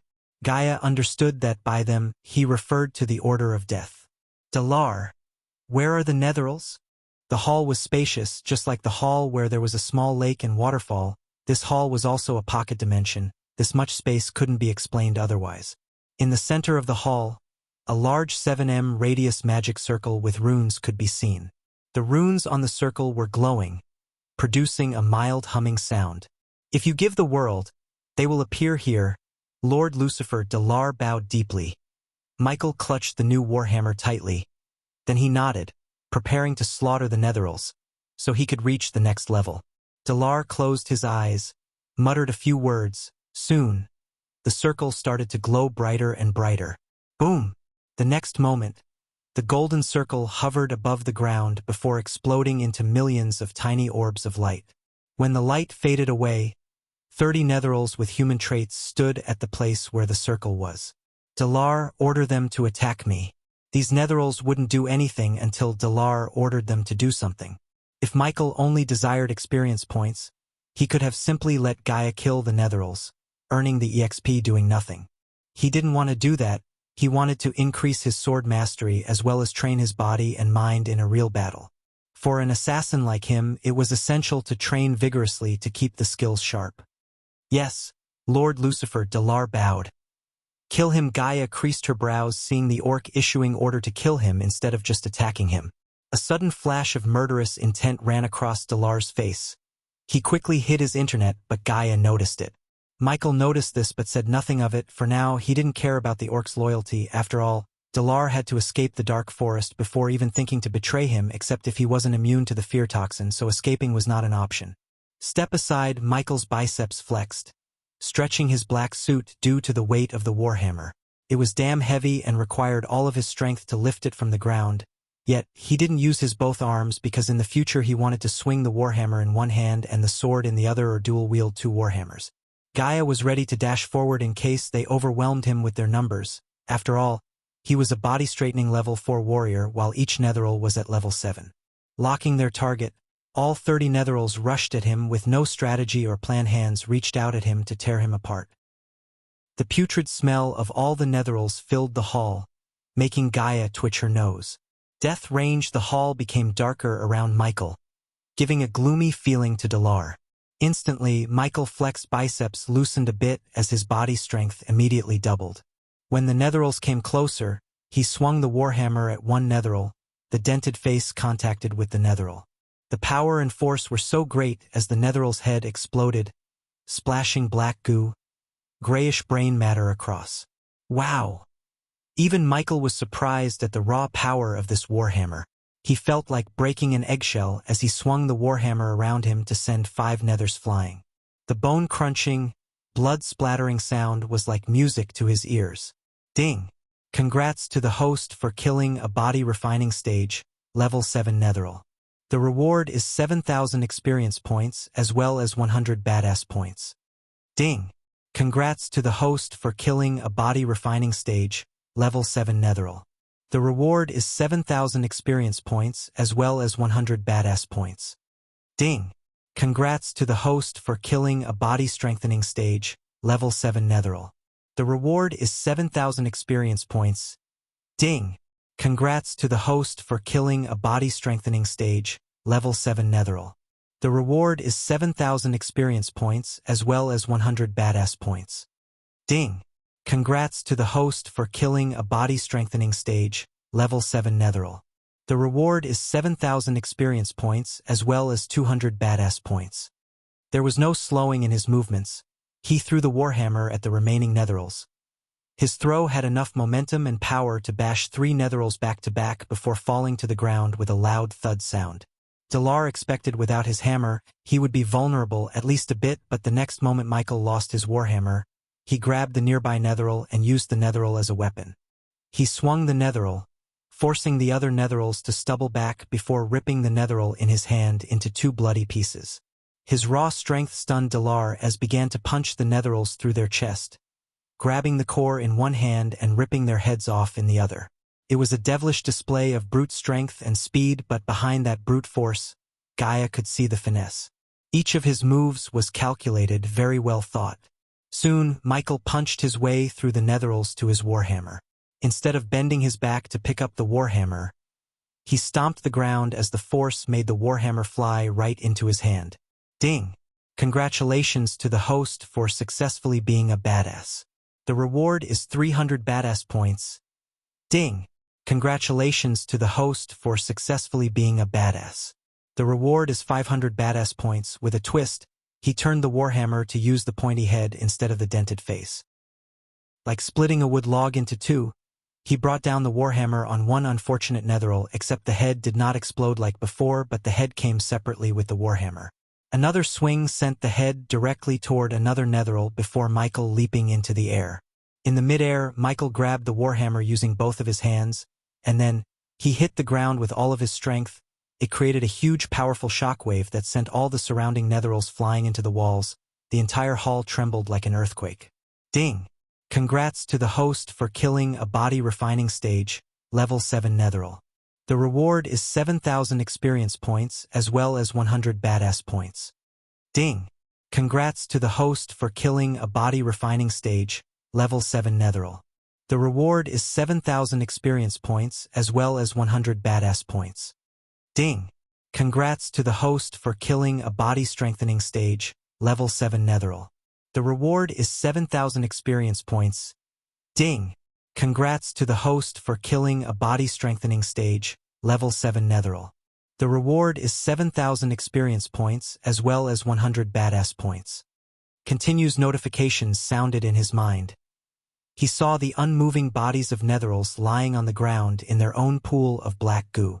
After the shock wave attack, there were only 10 netherils. Some of them had white bloody bones sticking out of their bodies. Let's finish this. Michael grabbed the handle tightly. He then moved towards the only to spiral rapidly with the warhammer pointing at the netherils. His body soon blurred. In Dalar's eyes, Lucifer seemed like have turned himself into a mini-cyclone. The mini-cyclopes turned even darker, splattering black goo and brain matter across when the mindless netherils went straight into the Cyclops. Ding! Congrats to the host for killing a body refining stage, level 7 netheril. The reward is 7,000 experience points as well as 100 badass points.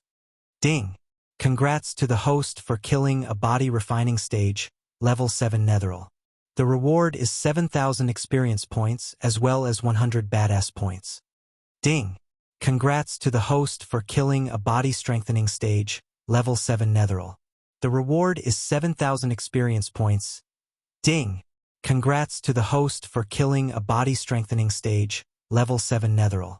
The reward is 7,000 experience points as well as 100 badass points. Congratulations to the host for leveling up. The current level is body strengthening stage level 5. After smashing all the netherils, he lowered the warhammer, giving his hands the much-needed rest. Maybe another 100 of these can give me a challenge. Dalar shivered after witnessing the display of pure strength and brute force. He was unable to pinpoint Lucifer's true strength, even after this one-side massacre. Lucifer killed those netherils he summoned with no hassle. There was not even a scratch on his body. He used no powerful spells but the warhammer and his own strength. Dalar could tell that those words he just spoke were nothing but true. He doubted even another 100 netherils could make him drop a sweat, let alone kill him. Take this as a reward for what you did. Michael flicked his wrist, taking out a batch of revitalizing pills and arch energy boosters. The batch had 10 of each pill. Since anyone could buy pills from the Majestic, he didn't fret about Dalar connecting Lucifer with Ghost. This will be enough for you to purify your body and help you speed up your cultivation, Michael said, sending the pills floating towards Dalar. Dalar didn't dare to refuse this. He just bowed deeply and accepted the pills. Burn those bodies. After giving one last order to Dalar, he made his way to his room with Gaia following him behind. Chapter 139, Man, we need a butler to maintain this place ASAP. While walking through the cobwebbed corridors of the Abyssal, Gaia said, "Why don't you put up a sexy maid dress instead?" She froze stunned. Behind the mask, he chuckled seeing her reaction. "Why don't you ask Sadie, you're pervy fuck?" Michael received a punch on the shoulder for his suggestion from Gaia. "You're still on that?" "Of course I'm still on that. I won't let you sleep around with bitches like her. Don't forget." There was a hint of possessiveness in her voice. In Michael's eyes, she was beyond beautiful, talented, funny. Moreover, she was very supportive of him. In simple terms, she was a perfect wife material for him. Therefore, if she made a move on him, Michael would gladly accept her as his better half. After all, he would choose her any time over a cold bitch like Alicia any time of the day. "Yes, ma'am," he giggled in return. "Oh." She was surprised to hear his answer. She thought he would be a jerk and refuse. This gesture of him slightly made her feel elated, thinking that he might have feelings for her. "Good." She put her hand around his neck before giving him a mild headbutt before they went to the teleporter to leave the dark forest. The next day, Michael left the sunrise sect before the early light, putting on his neo robes. They didn't use the flying swords but mounted the Pegasus to go to Aragoth. Of course, Gaia packed her snacks, which included varieties of appetizers, desserts, main courses, and beverages to drink. Since this was the baby dragon's first long trip, he was beyond excited. He showed his excitement by showering Michael with kisses and bites.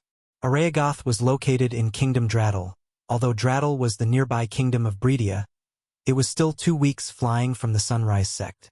The travel was mostly uneventful unless one counted the baby dragon throwing up occasionally because Gaia did barrel rolls with the Pegasus as well as the baby dragon biting her ears as a payback.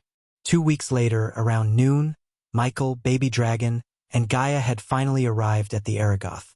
They landed at the foot of the tallest mountain that resembled the shape of a sword pointing at the sky itself. The surrounding had splendid mountain ranges and tall mountain peaks. The natural arch energy was rich on top of the mountain. The mountains were surrounded by light fog all year long. This place truly gave off a divine and superior feeling.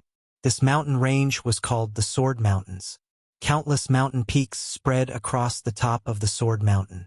Just like the founder of the Sunrise Sect, it was said that the founder of the Aragoth had also discovered an underground energy vein here. Therefore, he occupied this mountain range and established the eternally prosperous Aragoth. The energy vein, aside from it being able to provide the best cultivation environment and gather natural energies, was also a representation of fortune. Many powerful sects and families had occupied land with energy veins. This was the reason why they were eternally prosperous and had produced countless geniuses. Another stunning place. Michael and baby dragon stared at the beautiful scenery filled with light fog. He couldn't help but praise it. Hoo-hoo, baby dragon nodded, basking in the beauty. Stop staring, you two. This is nothing compared to the dash.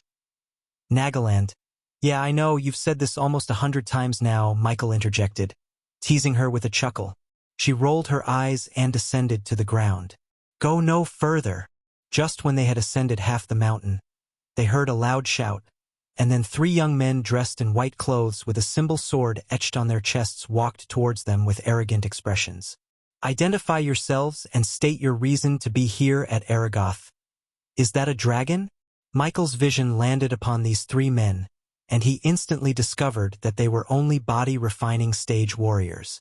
They were probably amateurs, as talented disciples of the Outer Circle wouldn't be guarding the entrance here. However, as the disciples of Aragoth, even just being a novice disciple would be enough to make anyone proud of themselves. There were talented people amongst the novice disciples, and many of the current Outer Circle disciples and Inner Circle disciples were actually novice disciples at one point. Hiss, the baby dragon hissed when he noticed the youngster reaching out to touch him. The youngster quickly took his hand back in sudden shock. It's okay, baby dragon. Michael brushed the baby dragon's chin, reassuring him before looking back at the 3 disciples. Name is Ghost, and I'm here to meet your fellow disciples, Nathan Bradley. When hearing the names Ghost and Nathan, those who had an arrogant look on their faces immediately had a change in expression. Their faces turned gray, and they wished to slap themselves a few times. The young man in the center bowed his head. Brother Ghost, forgive us for not recognizing you. Senior brother Nathan told that you would come to meet him in this part of the land. Michael's name was not as famous as Noah's because Noah traveled to many places, killing people, making enemies left and right. In fact, he was on the wanted list of Aragoth before he joined the Guardians. However, these 3 were able to recognize Michael as they had close ties to the students of alchemy. Although Michael was unable to keep himself hidden from the world like back on Earth because of the system, he still liked to keep a low profile and make as few enemies as possible, unlike Noah. They followed the disciples through the paved roads into the intersection of the sect. Soon, they walked under the arch of the gate to discover wonderful and magnificent palaces. Cool. When he saw these parks, buildings, and rivers, he couldn't help but be amazed. Everything was perfect. The architecture of each building had its own magnificent style. Right at this moment, 2 Outer Circle disciples walked up from ahead. When they saw Michael, unlike these 3, they immediately recognized him and greeted him with eyes full of admiration and awe. Heavens! He is Ghost, the ghost of River Town. He looks so young, perhaps only 19 to 20 years old. What is that on his shoulder? Oh my God, oh my God, oh my God! It's It's a dragon. I heard he killed a body-strengthening warrior while he was only at the foundation stage. This man looks so delicate and handsome. It's hard to think that he is such a fierce man. Oh my God. I want to hold that dragon in my hands. Look at that chick beside him. She looks hot. I still can't believe he's a 5-freaking-star alchemist. Teacher Olivia won't shut up about him. That's it. I think she actually invited him here to give a special lecture to alchemy students. Lower your voice, idiot. Do you know how many young masters lost their lives coveting beauties like her? Wow, Ghost is so handsome. It would be nice if I could be his girlfriend. Shut up, slut. I heard Sadie and he has a thing between them. Why is he here? The surrounding disciples' discussions became heated. Although people were communicating privately with quiet voices, he had good hearing, so he heard every single word spoken. He couldn't help but laugh and shake his head. Among all these conversations, Gaia's ear twitched when she heard the two disciples mention the name Olivia. Her female instincts kicked in, thinking that Olivia might try to flirt with Ghost. Obviously, his fame of being the 5-star alchemist was spread across the alchemy circle of Aragoth. All right, carry on with your own matters. Brother Ghost has gone through a long journey. I will need to bring him to senior brother Nathan's residence. In the future, if you have any questions regarding alchemy, I'm sure Brother Ghost will show you some guidance during his stay. The leading disciple waved at the disciples. Then he continued leading him to the inner part. Along the way, they met several disciples who had been admiring him as a 5-star alchemist. All of them happily greeted him and were stunned looking at the baby dragon. The disciples of the Aragoth weren't idiots. Pleasing him may not give them any advantages, but it surely wouldn't bring them any disadvantages either. Eventually, they passed the area where all the living quarters of students were located. Behind the living quarters, a very fine courtyard was built. It was located at the top of the mountain, isolated from the living quarters area. Compared to the old shaggy home of his in the Sunrise sect, the house in front of looked like a palace. It was not suitable to call it a home but a bungalow. It was surrounded by mountains and rivers, and there was even a waterfall nearby. The scene was very soothing, the natural arch energy was rich, and it was isolated from all the noise coming from the living quarters area. This was simply the best place for cultivation, not that Michael needed a place like this to cultivate. Wait here, Brother Ghost, I'll go inside and bring senior brother Nathan. Cool. Michael stood there basking in the beauty, while the trio of disciples went towards Nathan's house to inform him. Nathan's not home, Riker. Michael turned his gaze away from the waterfall to see a couple of girls walking towards him, shouting at the trio of disciples who were knocking on the door. They failed to notice Michael on the sidelines. Instead, they shouted at the trio. Teacher Olivia is making every disciple take the potion exams. Thank the sun god we were able to escape before she locks us in the potion lab. Chapter 140 Potion Exams? Right now, the trio of disciples stepped back from Nathan's home. They walked towards the girls while Michael silently watched the scene unfold. Holy shit, then we also have to run away from Teacher Olivia. She forces every student to take these bloody alchemy exams. Even those who don't take alchemy, bloody hell. There was genuine fear in those disciples' faces. Brother Go Dash. It's okay. Just point me in the direction of the potion lab, Michael chuckled, asking the disciple to show him the way while they escaped this dreaded exam of Olivia. Ghost! Whoa! How long were you? The three girls were stunned to hear the voice from behind. They turned back, almost jumping back in shock. Hello? Michael gave a shot wave at the girls who were staring at him and the dragon with open mouths. Instantly their faces turned red as they started breathing heavily. What? You haven't seen a guy before? Gaia got irritated looking at these girls, almost having an orgasm just by checking him out. Her voice immediately brought back the girls from their trance. Cold sweats could be seen on their rosy cheeks.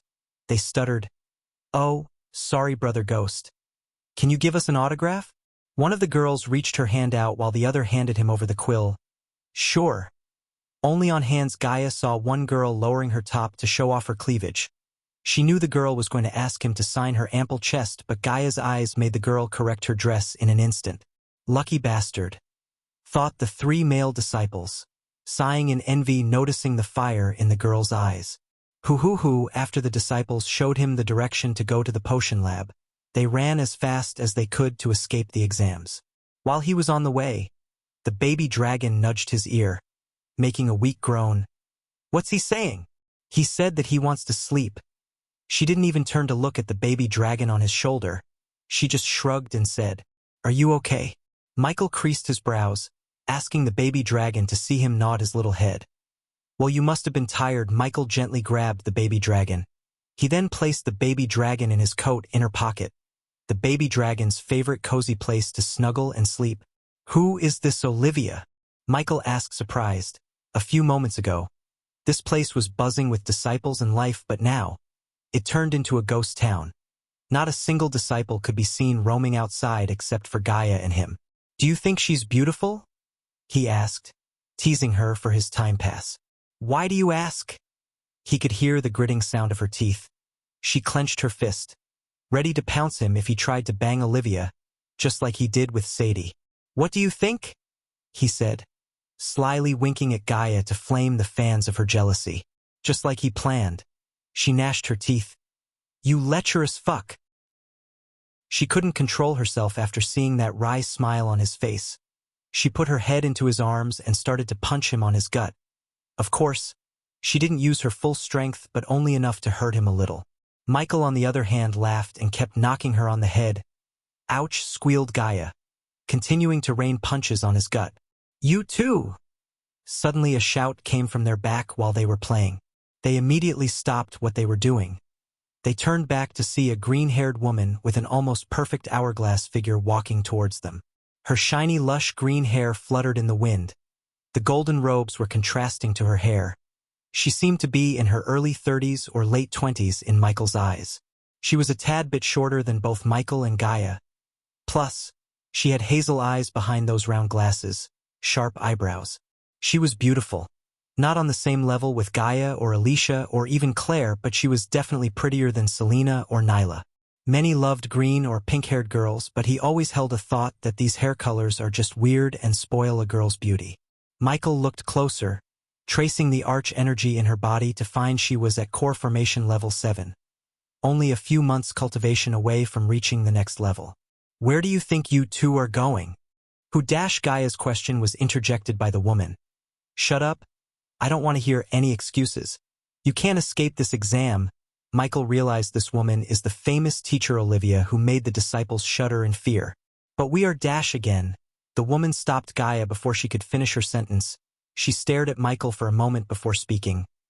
You must be one of those disciples who think so highly of themselves because of their talent for cultivation. He knew there's no stopping this lady as she went on.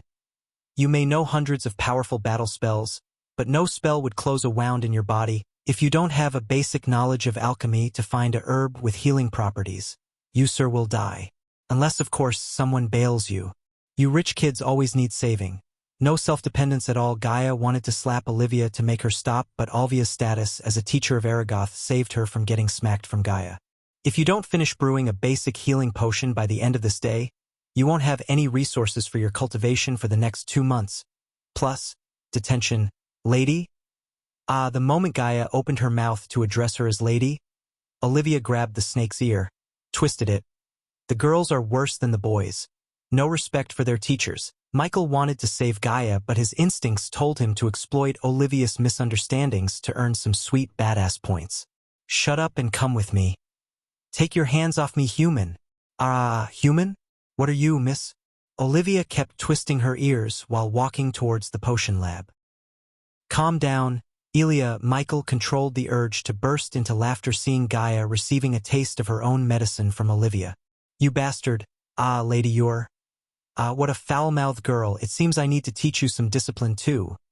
Realizing that her human wouldn't save her and she beat the heck out of this teacher because of her status, Gaia gritted her mouth. No more curses came out of her mouth. I'm coming. Let go. Eventually, after walking for a few minutes, Olivia let go of Gaia's ear after she asked her to.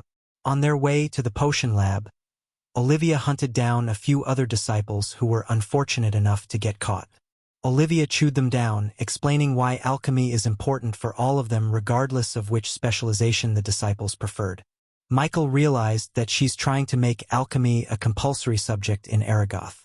Many displeased seemed to disagree with Olvia's plan, but Michael could only pity these ignorant disciples. Before learning alchemy through the system, even he was ignorant of the power of alchemy, but soon he was proven wrong, very wrong. Alchemy was such an overpowered skill to have. He knew potion or pills to overcome almost every problematic situation. If you want to temporarily increase the cultivation level, there was a potion for that. Are you born ugly? Don't worry. There's a pill to make a girl pretty and a boy handsome. You want a fake death? There's a pill for that too. Michael thought. If one was willing to make a necessary sacrifice, one could do anything with alchemy. Even though many would argue that rune mastery was the most overpowered specialization, Michael would argue otherwise because his most powerful weapon was created through alchemy, the fear toxin, not to mention he was earning a shitload of gold coins because of his alchemy skills. Of course, he couldn't care less if they don't want to learn alchemy. After all, the fewer the alchemists in this world, the more the demand for him. Intentionally walked behind all the disciples so they wouldn't recognize him too soon, spoiling the upcoming Badass Points Fest. Olivia had no idea that her idol, the man who she was trying to meet in person ever since she heard about him, was just walking behind her. If she had known it was him, she would have freaked out. Eventually, Michael reached a tall building with an attractive lawn in front of it. The lawn itself showed the prestige of Aragoth, as he saw many expensive uncommon herbs planted as mere decoration. They soon entered the building following Olivia. The air inside was filled with a medicinal fragrance of herbs and alchemy ingredients. They walked into the open door to the wide hallway. Upon the walls were the paintings of older men who Michael guessed as some famous alchemists. The floor was an old-fashioned parquet with a blend of deep homely browns, and the walls were the greens of summer gardens meeting a bold white baseboard. Finally, after walking through the corridors, they came in front of a classroom and saw the words Potion Classroom written in beautiful calligraphy on the wall above the large green door. Here we go. Michael was hit by massive nostalgic memories of Harry Potter as he stepped into the potion classroom with a faint smile on his face. The classroom was large enough to allow at least 50 students to work, and its walls were lined with pickled creatures and weird-looking herbs in glass jars. In one corner of the room stood a basin into which bluish water poured from a gargoyle's mouth, while in another was a line of 6-feet-tall cupboards. The students who were already inside the classroom were so focused on the task on their hands as they even ignored looking at the newcomers. On the far end of the room, one of the busy students was Nathan. Just like others, he failed to notice Michael among the crowd. Closing the door, Olivia went straight to the long wooden table under a giant statue of a tree. She then flicked her wrist as rows of herbs and ingredients appeared on the table. Those who are my students brew a disease cure potion while the others brew a basic healing potion. You can refer to the books on the cupboard over there, she said, pointing at the lines of cupboards. Chapter 141. Keep your eyes on the cauldron. When a few disciples looked up, taking their eyes away from their table, Olivia shouted at them, making them quickly look down. Michael's eyes were on Nathan, but the young master of House Bradley was busy trying to figure out the right Didya leaves to Ivory ration. For a 5-star alchemist like Michael, the disease cure potion was a child's play, but Nathan and these disciples were not 5-star alchemists. Go on. Take your ingredients, Olivia said, looking at her alchemy students, while the others rushed towards the cupboards, cursing Olivia under their breaths. The alchemy students buried to the table to pick the freshest of the herbs. "I'm partnering with him," said Gaia stubbornly. "All right, since you two aren't alchemy students, I'll let you partner up, but I want 2 healing potions," Olivia said, raising 2 fingers in the air. He just nodded at Olivia. Walking to the table, he saw the leftover herbs. "What are you doing?" "First, you need the basic book of alchemy," Olivia said, while Michael was looking at the herbs and ingredients before him on the table. "I think I can brew a simple potion without a book, Teacher Olivia." He was not trying to sound arrogant, but in Olivia's eyes, his tone and look seemed extremely arrogant. "Oh, a simple potion, huh? Let me see your alchemy prowess." It was evident she didn't like the way he talked. She made it obvious by her sarcastic tone.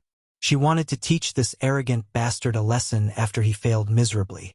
However, the next moment, he surprised her by picking up the right herbs from the table. Ding!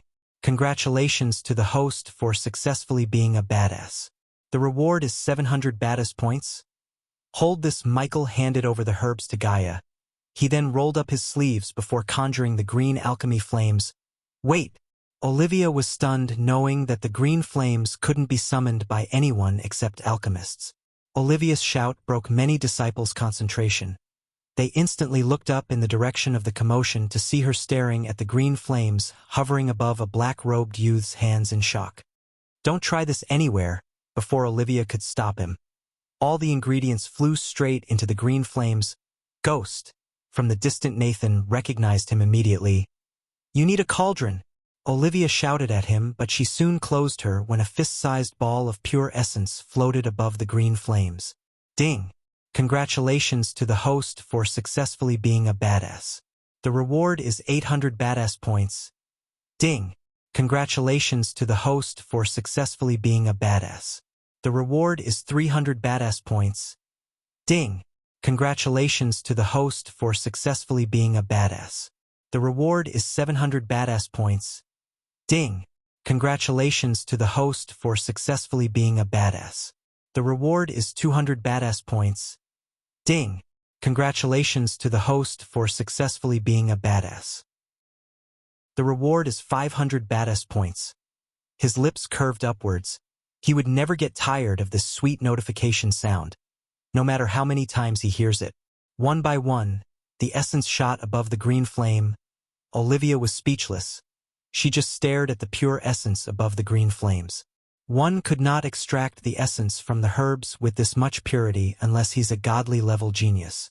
Besides, he used the technique of extracting the essence using no cauldron. She didn't know anyone who could do that except one person, Ghost. But how could he be here? She thought. In the next moment, all the 11 essences that were floating above came closer to merge as one big ball of the essence. Michael flicked his wrist. The green flames slowly faded away. Bring me 5 vials, she said to Gaia, making her lock eyes with the girls staring at him from the front table. She went straight to those disciples and took their vials, asking no permission. Give me those. The girls were too focused on Michael to protect their empty vials from Gaia. Under the shocked gazes of Olivia as well as the disciples, Michael moved his hand, splitting the one ball of essence into 5 balls before sending them flying into the empty vials. How did he? Look at the purity. Who is he? So handsome, so talented. Ha! I never thought I would see a day. Teacher Olivia shut her mouth. Teacher Olivia is 4-star alchemist, but I have never seen her brew that potion this quickly. So you're saying? I know him. He's Ghost of River Town. The 5-star alchemist of Bredia, the second best alchemist of Bredia. Instantly the previous silent classroom filled with murmuring. Few who recognized Michael shouted in shock. Olivia leaned on the table to prevent her body from falling down in overwhelming shock. You asked me 2 potions. Hey, race 5-inch. The 5 vials of glistening healing potions flew right into her hands as she subconsciously reached out to grab the potions. Ding! Congratulations to the host for successfully being a badass. The reward is 800 badass points. Ding! Congratulations to the host for successfully being a badass. The reward is 300 badass points. Ding! Congratulations to the host for successfully being a badass. The reward is 700 badass points. The notification sounds went crazy in his head, making him earn almost 8,000 badass points in a couple of seconds. Our name is Ghost. Teacher Olivia, it's a pleasure to meet you, he said with a warm smile on his face. Well, not for me, Gaia said, rubbing her reddened ear. Olivia showed an expression of embarrassment. The dispels, witnessing their teacher's face turning red, didn't know whether to laugh or not. The disciples closest to Olivia knew that ever since this ghost appeared out of nowhere and proved himself as a 5-star alchemist, Olivia was talking non-stop about him, the method he was using to brew potions and concoct pills. She even paid a merchant a whopping amount of 12,000 gold coins for his healing potion. Not because she has too many gold coins, but because she wanted to get her hands on the potions as soon as possible. The only thing that stopped her from traveling to the Sunrise Sect was her busy schedule. Since the alchemy competition of Kingdom Kethin was just around the corner, she had to prepare her students for the competition. She was studying the potion, and few female disciples suspected that she was studying the potion and him. Only because Nathan was one of her closest and top disciples. He knew about her interest in Ghost's alchemy talents and promised him to get the contract for supplying alchemy products for the outer circle. Michael had no idea that he has an admirer, a die-hard fan in Aragoth. The pleasure is all mine. Lord. Sir. Master, she stuttered, searching for the right word to address him by. Ghost would do just fine, Teacher Olivia. He chuckled when calling her teacher. Although she was a 4-star alchemist who was just a 1-star away from reaching 5-star, everyone knew the gap between a 4-star and a 5-star is like heaven and hell. Only a few 4-star alchemists reached the 5-star in their lifetime, while others just died as a 4-star in old age. Reaching the next star level was damn hard regardless of their talent. It required guidance, a humongous amount of resources, and hard work. For Olivia, the latter two weren't a problem, but the first one, guidance. That was why she was hoping to meet Ghost. She wanted to study alchemy from him as his disciple. She was willing to pay any price except her body, of course. I can't, she shook her head. Ghost, while Olivia was struggling to find a way to ask him what she wants. Nathan came to greet Michael and also break the news to Michael. Michael greeted him back with a smile. Unlike the previous events, Nathan too widely grinned at him in return. Do you know him? Olivia asked, surprised. Nathan nodded and spoke. Teacher. Ghost. If you follow me, lead the way, before Olivia could ask further questions.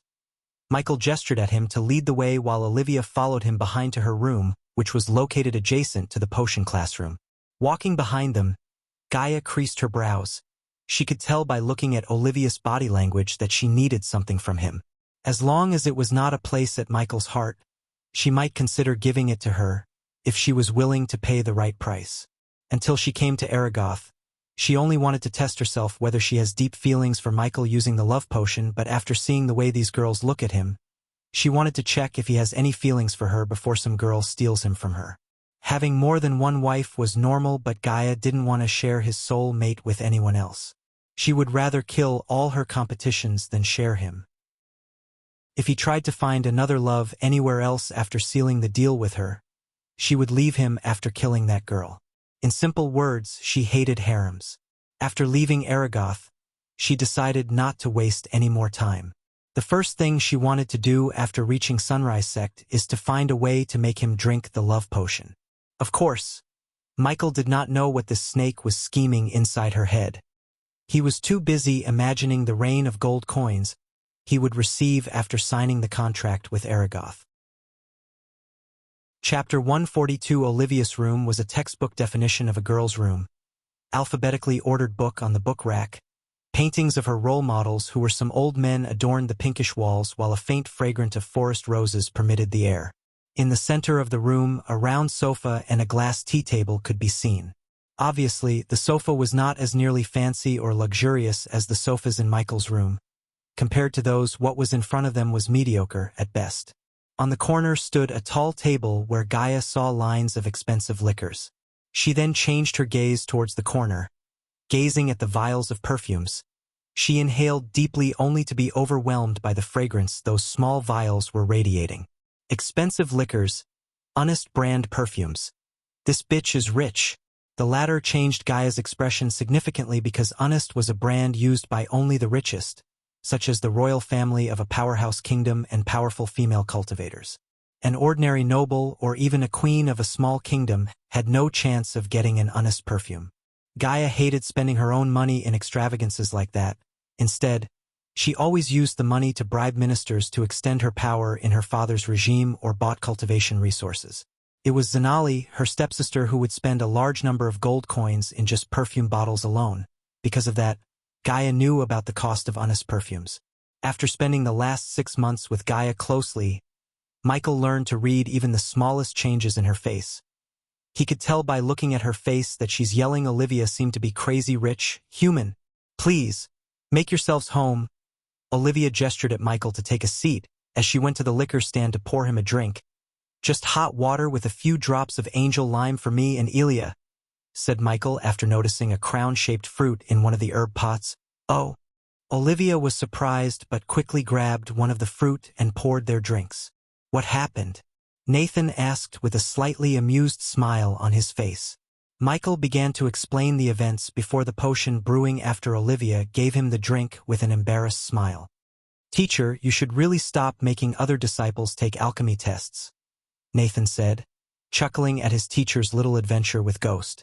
"All disciples should at least have basic knowledge in alchemy, Nathan. I keep telling this to the higher-ups, but they just don't listen. In some situations, a simple potion or pill might save one's life. Am I right?" she asked, looking at Michael. Her smile grew bigger seeing him nod in approval. "Speaking of alchemy?" Nathan, his voice trailed off. Knowing the meaning of his words, Nathan turned his gaze towards Olivia. "Oh, the contract. Wait a sec. Teacher, tell me where it is. It'll go." She quickly waved at him before he could stand up. "It's okay. Teacher Harms has the contract. He'll get it." Nathan nodded, realizing she wants him to open the matter of tutoring her. After Olivia left the room, Michael opened his mouth before Nathan. "She wants something, am I right?" Nathan was taken aback by surprise, but soon, he chuckled. "That obvious, huh?" "Yep. Look, Ghost, I don't like to beat around the bush. The contract is yours. Teacher Olivia is the one who decides who gets the contract, and when I recommended you, she immediately signed the contract. No questions asked. If you just want this one contract for the outer circle, you can take this and go. No one will stop you, but what?" Gaia asked, not showing any expression of annoyance on her face. Michael did not utter any word. He just waited for Nathan to tell him what she wanted from him. "She's hoping to become your disciple." Ghost. Michael couldn't help but be surprised by this sudden request while Gaia sighed in relief. For a moment, she thought that Oliva would like to become one of his wives. "That's unexpected." Michael rubbed his chin, weighing the pros and cons of taking her in as his disciples. "Tell us about her more." Gaia took the initiative to ask Nathan. Michael sensed the snake had hatched a plot to take advantage of Olivia. This was why he loved to have her around. "Well," Nathan started to tell them about Olivia, sighing in relief that Ghost didn't refuse to tutor her right off the bat. A few minutes after Nathan finished telling them about Olivia, both Michael and Gaia had a wide grin on their faces. According to Nathan, Olivia was the daughter of Reginald Palmer, the vice president of the Rainshade, one of the influential merchant guilds in the entire Elon continent. This explained the expensive liquors and bottles of honest perfumes. Taking in a teacher of Aragoth already outweighed the cons, but her status as the daughter of Reginald Palmer sealed the deal for Michael. Soon in the future, he would expand his alchemy business. At that time, instead of building an infrastructure of large-scale business from the ground up, he could use the Rainshade to grow his business. After all, supplying products to all corners of the continent was not as simple as selling them in the Majestic. What made him more excited thinking about the future was Nathan's family, the House of Bradley. The House Bradley's main source of income was providing security. They were basically a private security firm of this world, with many powerful individuals among them. With House Bradley and Rainshade, he would be able to get his business up and running, without worrying about security or nooks and crannies of business. Besides, by taking Olivia as his disciples, the Sunrise sect would automatically become a place under Aragoth's protection. He needed some kind of protection if he wanted to keep his herbal garden from getting robbed by some powerful rogue cultivators. Moreover, Olivia was at core formation level 7, who would definitely have some devastating spells to destroy his enemies, if he needed her to. If everything goes according to his plans, in the future, he would make Olivia his subordinate and appoint her as the head of the alchemy chains in his business empire. Both Michael and Gaia looked at each other. A wolf-like smile flashed across their faces. Back, just in time, Olivia entered the room. Her smile froze on her face after she noticed everyone's eyes on her. She assumed that Nathan had asked Ghost about tutoring her while she was away. "What's it gonna be, Ghost?" Olivia's heart began to punch against her chest. She shivered, looking at Michael. She very well knew that this could be a life-changing moment for her. "Why don't you step forward and ask me yourself?" When he first met her, she was like a fierce lioness, scaring all the disciples, but now, she turned into a meek cat. She slowly stepped forward, praying to her sun god that he would accept her as his disciple. For her, his age or where did he learn what he does didn't matter. All she wanted was to learn what he knows, at least a drop of his ocean of knowledge. Nathan almost jumped back when Olivia dropped to her knees. "Will you please accept me as your disciple and impart your knowledge in alchemy to me?" She bowed her head, directly coming to the point without beating around the bush. Michael looked at Gaia to see her nod, and then he spoke in a clear voice. "If I accept you as my disciples, will you obey me and my friend here?" Nathan slightly frowned when he saw him asking Olivia, a core formation cultivator, to obey a mere body refining stage cultivator, but he remained silent. "Yes, however," Olivia said, taking not even a second to think. "Will you remain loyal to your teacher?" Her heartbeat increased every passing second. "I will forever be loyal to my teacher." "Will you disclose the knowledge you get from me without my permission?" Again she took no time before answering him. "I will not." Michael raised her chin to see the honesty in her eyes. In those hazel eyes, he saw nothing but a thirst for knowledge. "Then I will accept you as my first student, Olivia Palmer." The very next second, her eyes welled up, body trembled. She was overwhelmed by joy. Soon, tears rolled down on her rosy cheeks. Thank you, teacher." Despite his age or cultivation level, she uttered the word teacher with utmost respect and admiration. "My fee is, in the future when I need, promise me that you'll do your best to assist us, of course." Michael was not doing this out of the goodness in his heart, but he was planning to catch the big fish with the small fish. In this case, the big fish was her father's favor, while the small fish was his fee of teaching her. "I promise you, teacher, you can count on me." His image in her heart grew taller after hearing that he will not be greedy and sell the knowledge for gold coins. However, Nathan somewhat refused to believe Ghost completely because he did not seem like the man who would do charities. Yet Nathan said nothing. As far as he was concerned, everyone got what they wanted. Olivia became Ghost's student. He kept his word by getting Ghost the contract he promised. This was a win-win situation for everyone. "Nathan, give this to the sect leader." After wiping off the tears on her face, Olivia retrieved a letter from her space ring. "What is that?" Michael asked before she could hand the letter over to Nathan. "My resignation letter, teacher. I can't teach while studying under you." "No, you can't resign." Michael almost blurted out blood after hearing her. She almost poured mud on his perfect plan. You're tuning in to the Legend of the Vagabond YouTube channel. Don't forget to subscribe and join us on this journey to catch the most captivating stories.